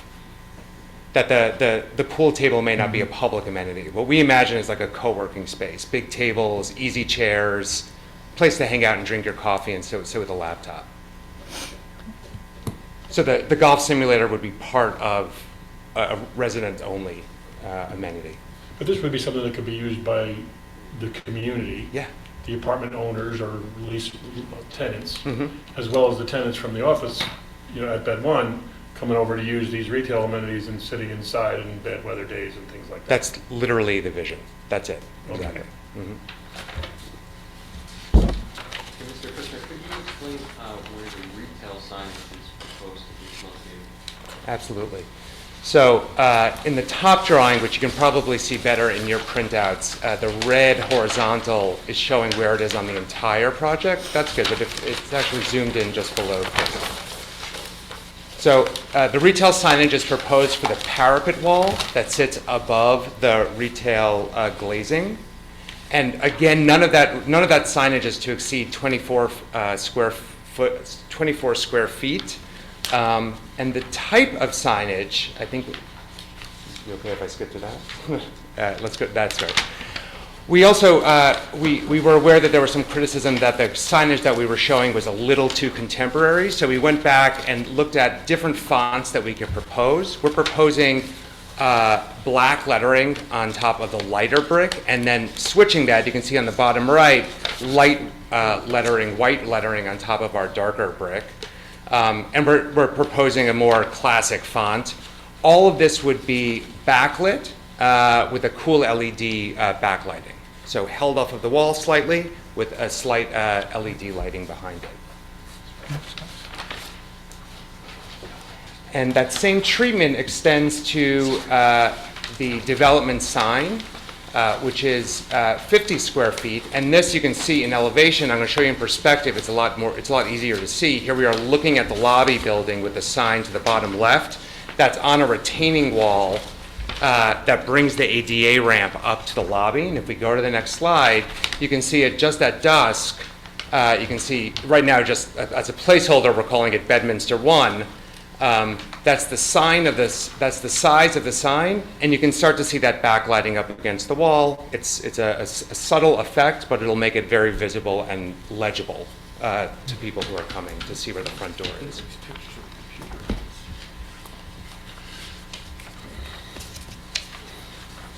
That is all I have on the record.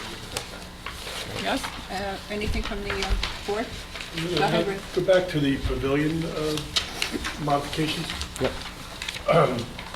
You mentioned specifically, and, you know, and specifically, you mentioned it as maybe a restaurant application here, where you've got some indoor-outdoor spaces, you've got some COVID dining spaces, maybe it works really kind of well for a restaurant. But as to other uses, I think, you know, some of us were kind of considering that kind of meeting place. We heard, you know, a great presentation on Noah's part, I think, about what a great bike riding area this was, and this could potentially be, you know, a place where people gather on a Saturday morning to start a biking expedition throughout Hunterdon County, maybe, I don't know. But, so you're not really focusing in here, again, leasing goes where it leads you, right? But what are some of the other uses? I mean, we talked initially about biking, now we're kind of shifting gears to this kind of restaurant application here, but, you know, what are the other uses that you see that would foster this, you know, us extending and modifying our applications, encroaching on the front yard setback to allow this building with the expectation that it was going to have a community benefit as opposed to a strictly mercantile benefit? Total. No, so I think, I threw out restaurant, and when I say restaurant, don't think like white tablecloths and like this is going to be something that's only open a few hours of a day. It's important that we get the right operator in here. It's gonna really make this project, I think. So we started off with that idea of this bike gathering place right here, and that's still very much part of it. Like maybe the bike shop is part of the main retail. Maybe they need more square footage, and this becomes more of a place to get your snacks, or, you know, and this is where you meet up, you fill your bottles, or you meet afterwards for a beer. I don't know if people drink beer after they ride their bike.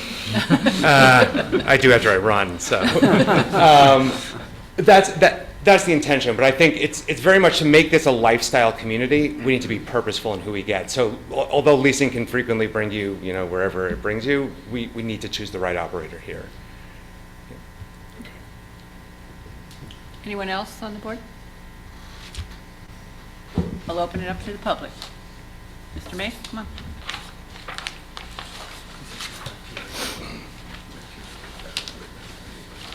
Jeffrey Mace, 188 Washington Valley Road, Bedminster. I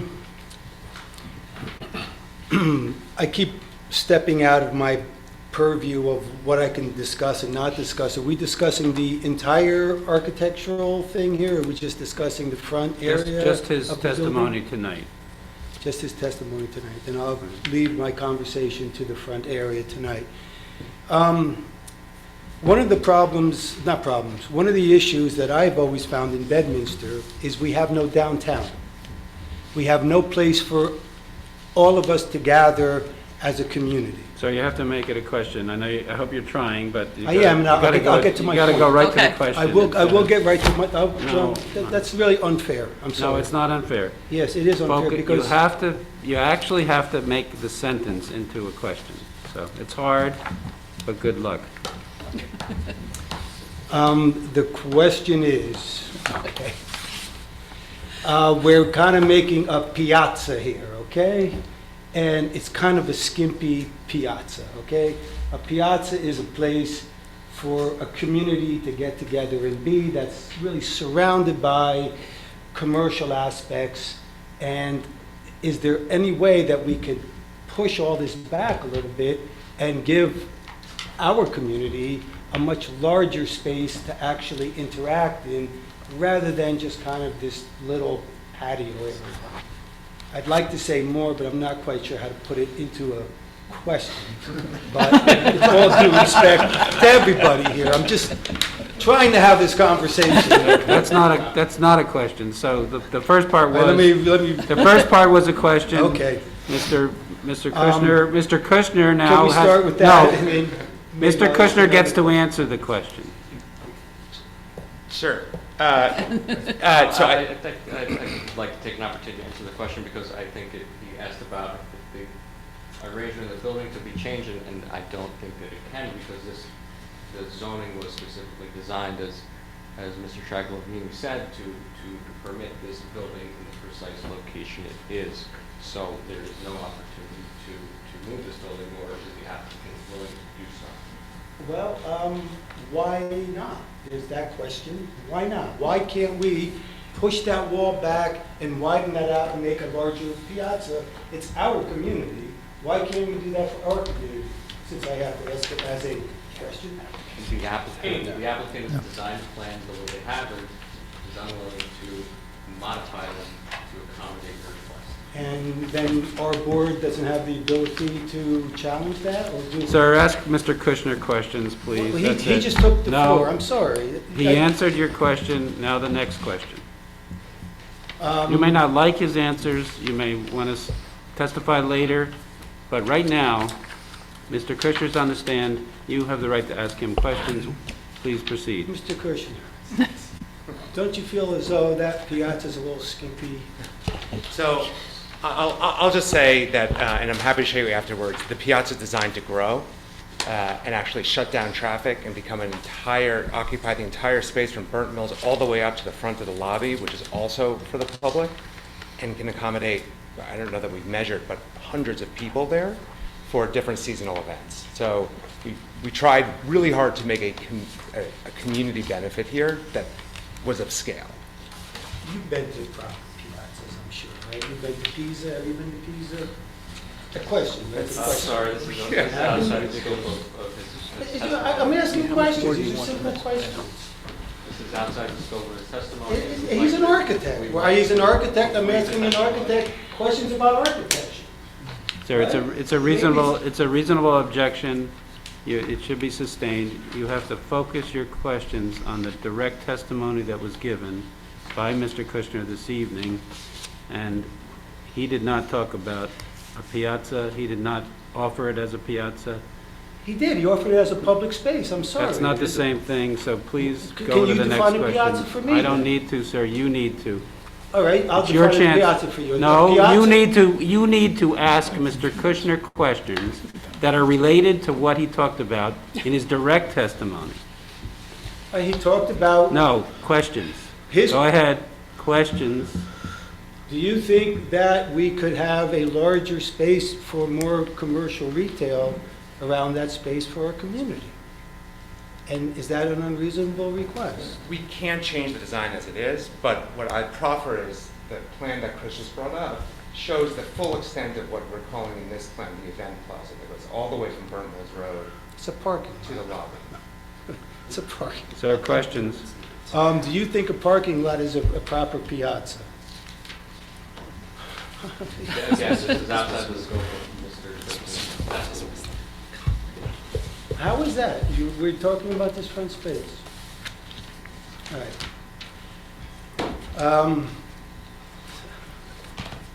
This is absurd. Sir, It's in absurd. about It is 10 minutes, absurd. in about 10 minutes, we're going to open to the public, and you can testify on anything relevant, but you are preventing that from happening by what you're doing right now. Anyway, all due respect to you, it's nothing against your design. I just feel as though we as a community. Sir, that's I not a only have question. one opportunity here to have a public space that could work for our community, and I would like you to reconsider that design. So, okay, thank you, thank you.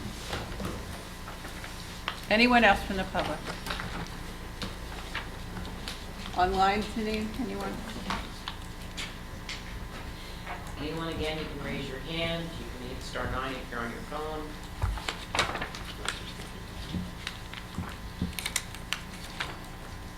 No, there is no one. Okay, we'll close it to the public. Thank you. We'll have your closing testimony, whatever you No, want to. now we need to open to the public for testimony. We I think do he's that done. before he makes You're his done your comments? witnesses, right? Before he makes his comments? We have called all our witnesses. I'd like the opportunity to summate. Yeah, but some after the public wants him hearing to is sum it, over and okay. after the testimony of the public. So, Okay. Madam Chairman, that we can call the public now for testimony, and it seems like anyone who wanted to testify is now Okay, sworn. Mr. Taylor, you go first. Let's go. Joel Taylor, Bedminster, New Jersey. And Janine, I know I feel bad 'cause, you're up here late with this, but thank you. Do I have to ask in the form of a question, Thomas Collins? Is that accurate or not? I could just speak. No, now you are testifying to anything you would want to say that's relevant to the proceedings tonight.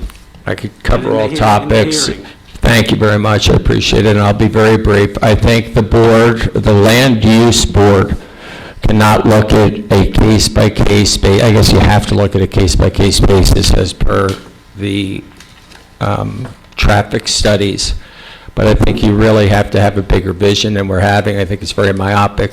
I think you are not looking at the big picture things right now. You were covered tonight, you covered traffic. Okay, we get a stinking new computer up on the thing, and all of a sudden there's no traffic in Bedminster anymore. You have to be considering what's coming behind this. There's empty buildings in Bedminster as we know it today. We all know where they are, and there's multiple empty buildings in Bedminster today. And I feel strongly that rentals, I guess rentals are fine, but a lot of what we're proposing to this town, what's coming, is in the form of a rental.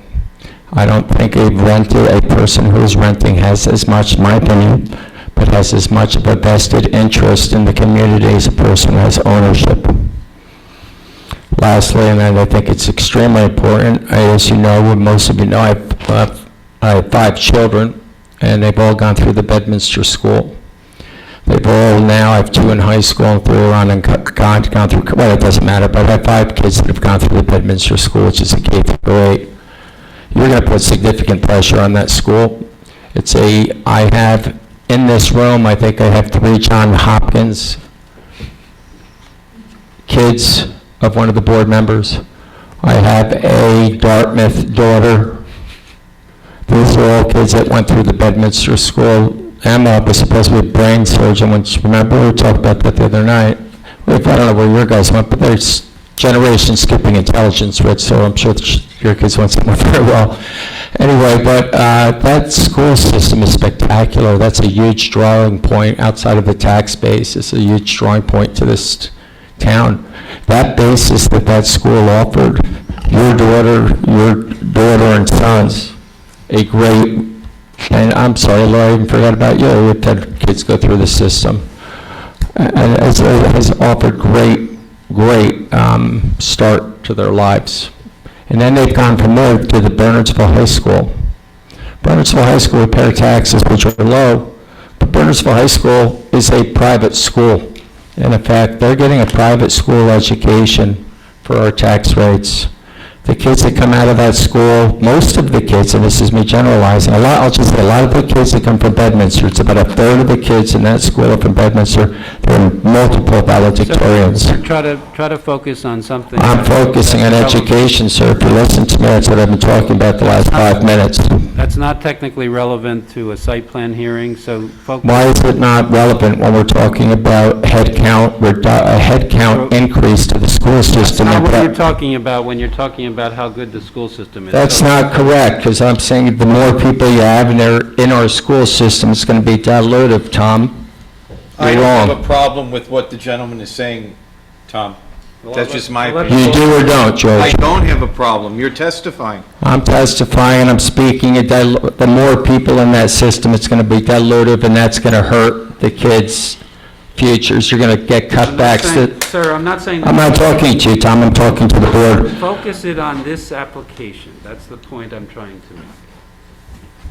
All right, focus it on this. I think the head count increase will have forget traffic. These guys are right, put a computer chip and there's no traffic. The head count increase here is directionally bad. And an increase in the head count in the schools. And now we have 2 projects that I know of. And what else is coming, I don't know. But directionally, I guess you have to have better forward thinking than I think we're thinking about today. That's it, I'm done. I appreciate your time. Appreciate all of you volunteering. I really do. Maybe I didn't come off like that, but I'm a little ticked off. I don't like how some people speak to some of the witnesses or whatever we are. People are complainers. But it's the first time I like to complain sometimes. You'll see more of me. And if there's one last ask, Lady Commissioner, is that what yours, Lady Chair? Thank you. My ask is, I saw recently that Far Hills has a publication that goes out by the mayor. Mayor, I would like our community to have something go out with that's very topical and mailed.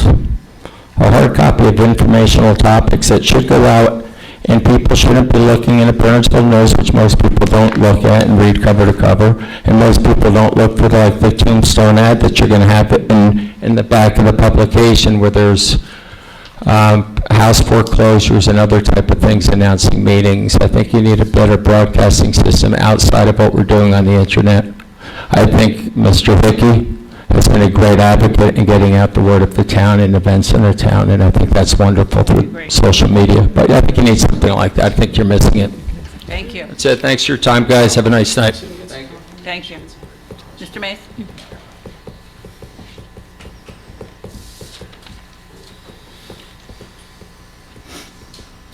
Jeffrey Mace, 188 Washington Valley Road, Bedminster, New Jersey.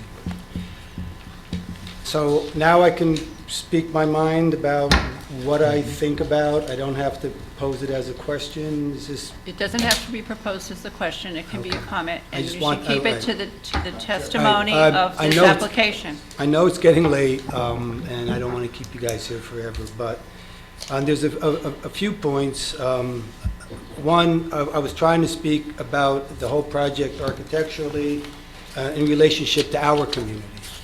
And I was trying to say earlier that we don't have a town center where we can be together. We just don't really have that. We have a few restaurants, we can run into each other at our various restaurants, but we don't have a place to be.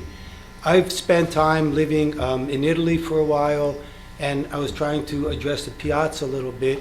And the piazza is a place where everyone is equal in the town.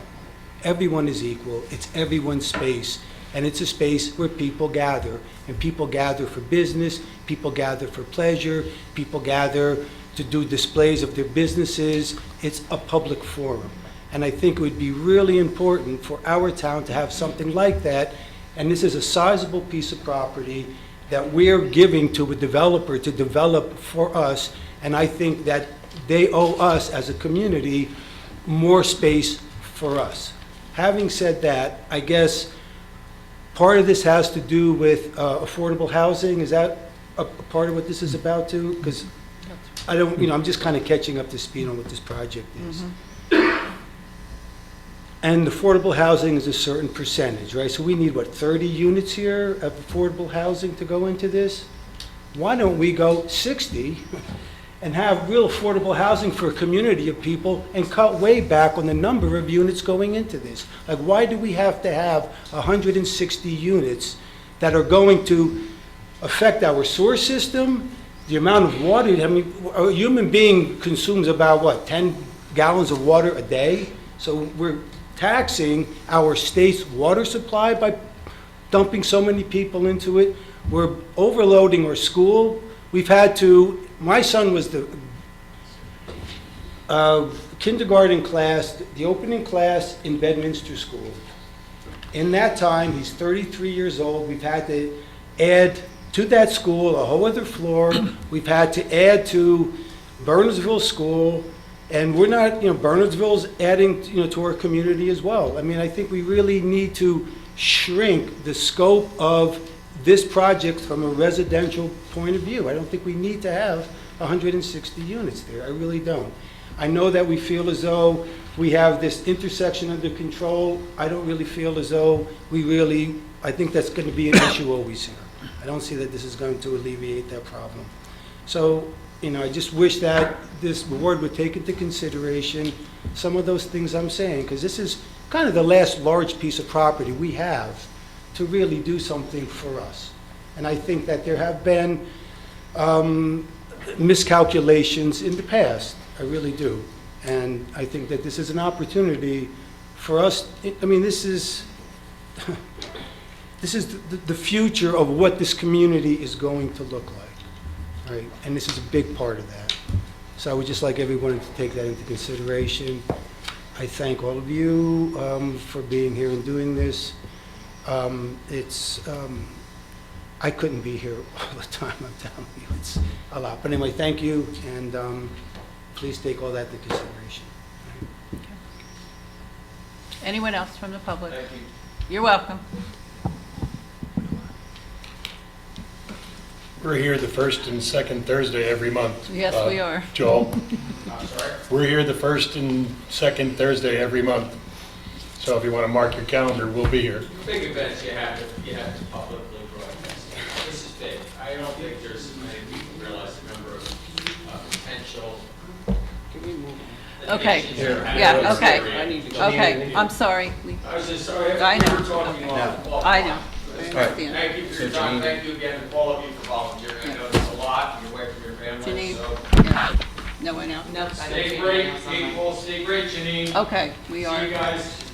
closing it to the public right here. Sir, would you like to summarize? Yes, I would like to summarize. Thank you, Madam Chairman.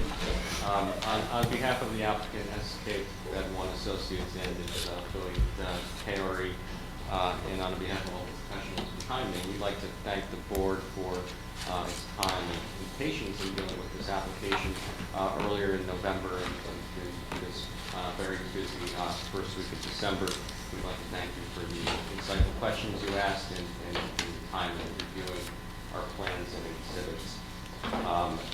Given that the hour is late and that you have accommodated us by going to almost 10:30, I'll be very brief. KRE, as you know, has requested preliminary and final major site plan approval, as well as preliminary and final major subdivision approval for the project described tonight. We've also requested 3 design waivers, one for the managed buffer system, and one for the trees that have been proposed to be planted, and one for the string lights.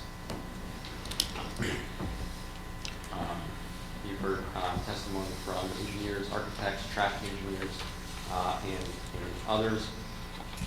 So at this point, we'd like to request that you consider all the evidence presented in November and as well tonight, and grant all the approvals that have been requested by way of this application. I'm sorry, I have one question. Does the downward sconce lighting on the retail, is that a design waiver? No. No? I thought we did not allow. No, you allowed downwardly directed lights on sconces and on. Yeah, but to illuminate Yes, you don't- walkways, I thought. Walkways and driveways, not for decorative. I'm just trying to make sure that if it's a design waiver that. I'm not sure that they're just for decorative, but if you think they are, then you could consider it something that needs a waiver for. Well, if Paul was here, he could direct us. He But- did put it in his comments. Okay. Yeah. Okay. I'm just asking. Yeah, I know. If it's a design. No, I waiver, looked you know. specifically in Okay, his comments, and they were not there. I would be more comfortable with hearing that from Paul. I understand. You know, I understand. that we don't need a design waiver for that. If Paul didn't put it in his report, then he doesn't. I mean, I'm not saying to hold everything up. I'm just If asking. Paul doesn't have it in his report, and I don't believe Okay. he does, it is not a design waiver, but if you think it is, if the majority thinks it is, and you either want to somehow change that or direct them to change it, the majority could perhaps give direction. This is not, I mean, it's your call, okay? So I'm going to give the board a motion, and you guys. No, I mean, it's not something for further review. It's, you're here tonight to make a decision. The case is over, the hearing is now complete, all testimony has been taken, and it's time for board action if you're ready. And I would recommend to you that you consider a motion to approve the preliminary and final site plan and preliminary and final subdivision with the waivers requested by the applicant, which are effectively called site plan exceptions under the ordinances. They have demonstrated adequately that they are proven. The conditions were Paul and Frank's reports, the standard conditions. There will be speed humps instead of speed bumps in the publicly usable ring road. They'll authorize and ask the Township Committee to approve an ordinance of Title 39 applicability for traffic enforcement on the private roads within the development. They'll complete the tree plantings in accordance with the tree planting plan, and the Puckman Park improvements in accordance with the proposed plan, but subject to the review and approval of the township engineer, they will comply with it. There's a dispute with the township engineer, who, by the way, can consult with the tree expert for the township. They will return that dispute back to the board. It also would make sense to grant the approval subject to Paul's review and approval of the revised plans to comply with this approval, including the lighting plan and the details of the lighting plan. And the signage plan will comply with the ordinances, but any signage will come back to the township, and the board will keep jurisdiction to even look at signage if the board is needed besides compliance from the ordinance. Paul Ferrero can make that determination whether a signage package has to come back to the board. That's what I recommend to you, but the board calls this case. Any condition about the traffic lights being approved? Yes, those are in Paul's reports, and it's a... I'm sorry? Yes, I have a hard time. they are in Paul's reports, and they are required as a part of the ordinance. It's not just that they are... You mean the ordinance requires? The ordinance requires this applicant to complete all of the improvements that are approved by DOT and the county in the county and the state highway right-of-way. They were described by Mr. Olivo, who is the board and township's engineer on the traffic improvements, and Mr. Olivo's firm is actually doing the plans that will seek DOT approval, which he has gotten concept approval for, and the applicant has committed to do all of those improvements, and the ordinance requires them to do it. So yes, it is a condition of the approval and the ordinance. So just so I understand, in other words... It has to be done, and the work is absolutely certain and clear in the ordinance and elsewhere and understood by the applicant that physical work, that improvement to that intersection actually has to be done before the COs are issued for I this. understand. I was in the middle of asking a Yeah. question when you interrupted Okay. me. And the question that I was asking you is, when in the process does that have to be done? Before a certificate of Yes. occupancy? Before a building permit? Before the I just don't COs. understand how it works. Before the COs. What? Before the COs. Thank you. And it's in the ordinance too.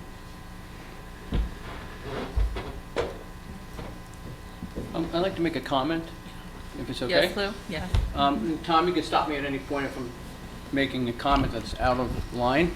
I'd just like to say, I've been on Why don't this- we do this first?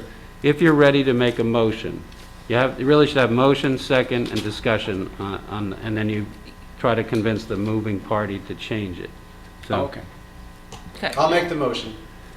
is there a second? I'll second it. Rich already seconded, sorry. Now a discussion. Okay, Lou. Okay, so now I can make my comment? Yes. Okay. So, I've been on this board for 6+ years, and I want to just commend this applicant. It is by far the most agreeable and compliant applicant I have ever seen. They've worked with us for literally 2 years in trying to develop this project, and I'm very satisfied with the outcome. And I think when it's finished, the township and the people in the community will have a gathering place, and it will be something that they can be proud of. So I'd like to just say that. I just have one other thing to say too, that the, Paul will have the last say as far as landscaping and a lighting plan, so that, you know, any concerns we might have will be taken by Paul. I'd just like to echo what Lou said. Throughout this entire process, right, we heard a lot of comments today about bad planning in the past. This is not the past. This is planning for the future. This is planning that takes into context the needs of the community, the integration of this property with surrounding properties, including surrounding public space, with the adjacent park, the businesses across the street, the little businesses across the street like Annie's Deli, and the office buildings across the street, as well as the office building on site as well.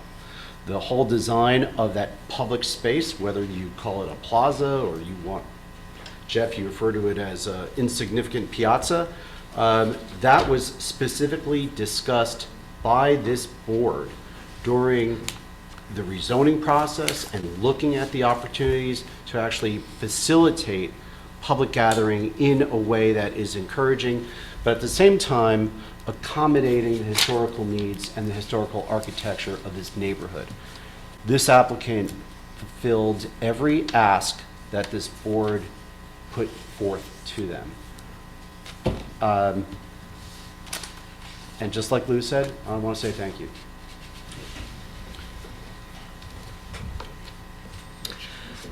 Rich, sorry, go ahead. Yeah, I have a comment or two as well. I generally agree with Lou and Larry in terms of the cooperation and the willingness that the applicant has had to kind of address some of the specifics of our need. I want to particularly commend Chuck and Paul and Frank along the way here about helping to articulate what maybe we as a board, as a bunch of non-professional planning type people, could have ever tried to describe for you. So I think our professionals have done a great job kind of giving you the specifics of what needed to be done to make this project more acceptable than maybe you had originally imagined. I also want to say that I've been living in this town myself for 27 years, but I don't think that I'm here as long as the Kushners have owned Bed One. They are residents of this town as well. They pay an awful lot of property taxes themselves, and I think they're showing that they are trying to be good citizens and good neighbors in trying to develop this project in a way that would be more acceptable to us. So to that extent, they are to be commended. Listen, we all moved into this town based on the status quo, based on what we saw when we called the realtor about buying our house. That's changed dramatically. Maybe for some of us, a lot of those changes have been negative. But we wouldn't be here if this affordable housing apartment requirement wasn't foisted upon us in every single town in New Jersey. We wouldn't be going out of our way to add apartments to this this bedroom community or whatever you want to call Bedminster. We wouldn't be going out of our way to do this. But because of that legislation, regulation, whatever the heck we want to call it, we're here. And we're trying to address this in a sensible way, which respects your property rights as well as the property rights of every citizen in town. The level of cooperation has been great. We've got a great team. You've worked with us. I think this project is, there's a couple of things that if I had my druthers, I might change. But I think it's commendable in almost every way. Thank you, Rick. Anyone else? Then I think it's time for a vote. Roll call, please. Got it. Mayor Jacobs? Aye. Committeeman Hickey? Aye. Mr. Travellini? Aye. Mr. Rodelius? Aye. Mr. Leonard? Aye. Mr. DiGiovanni? Aye. Mr. Walter? Aye. Mr. First? Aye. Chairwoman Gutschall? Aye. Congratulations. Good luck to you. Congratulations on your time tonight.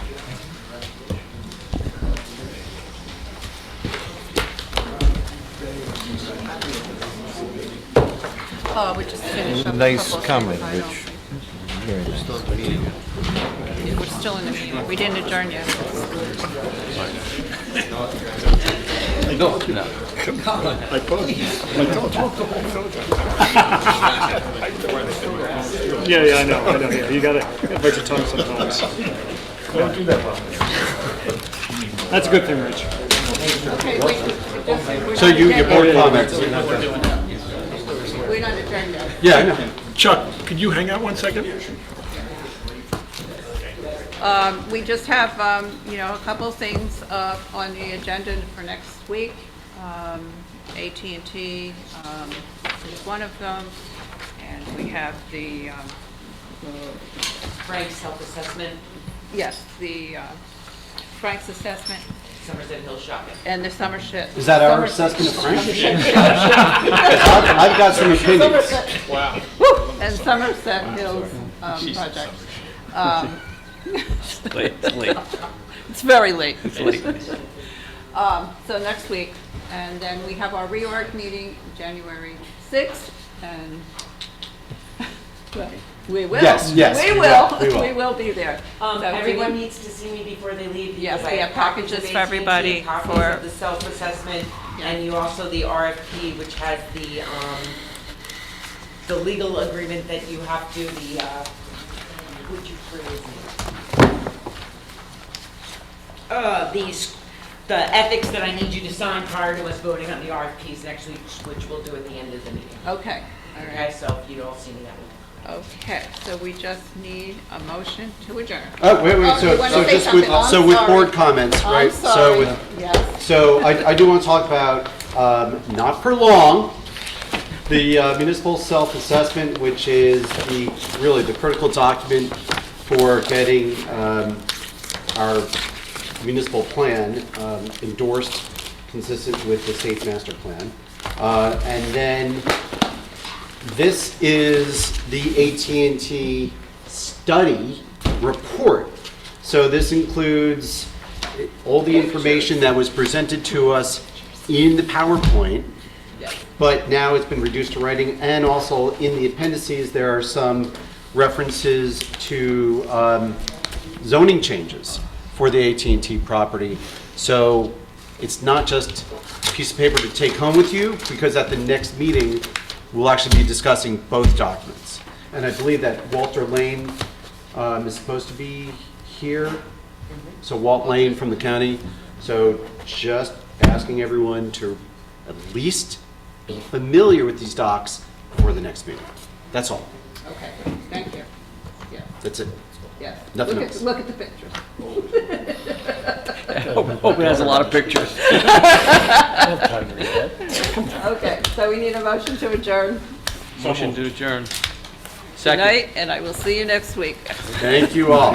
Thank you. You want all this? Did you get? You hit in?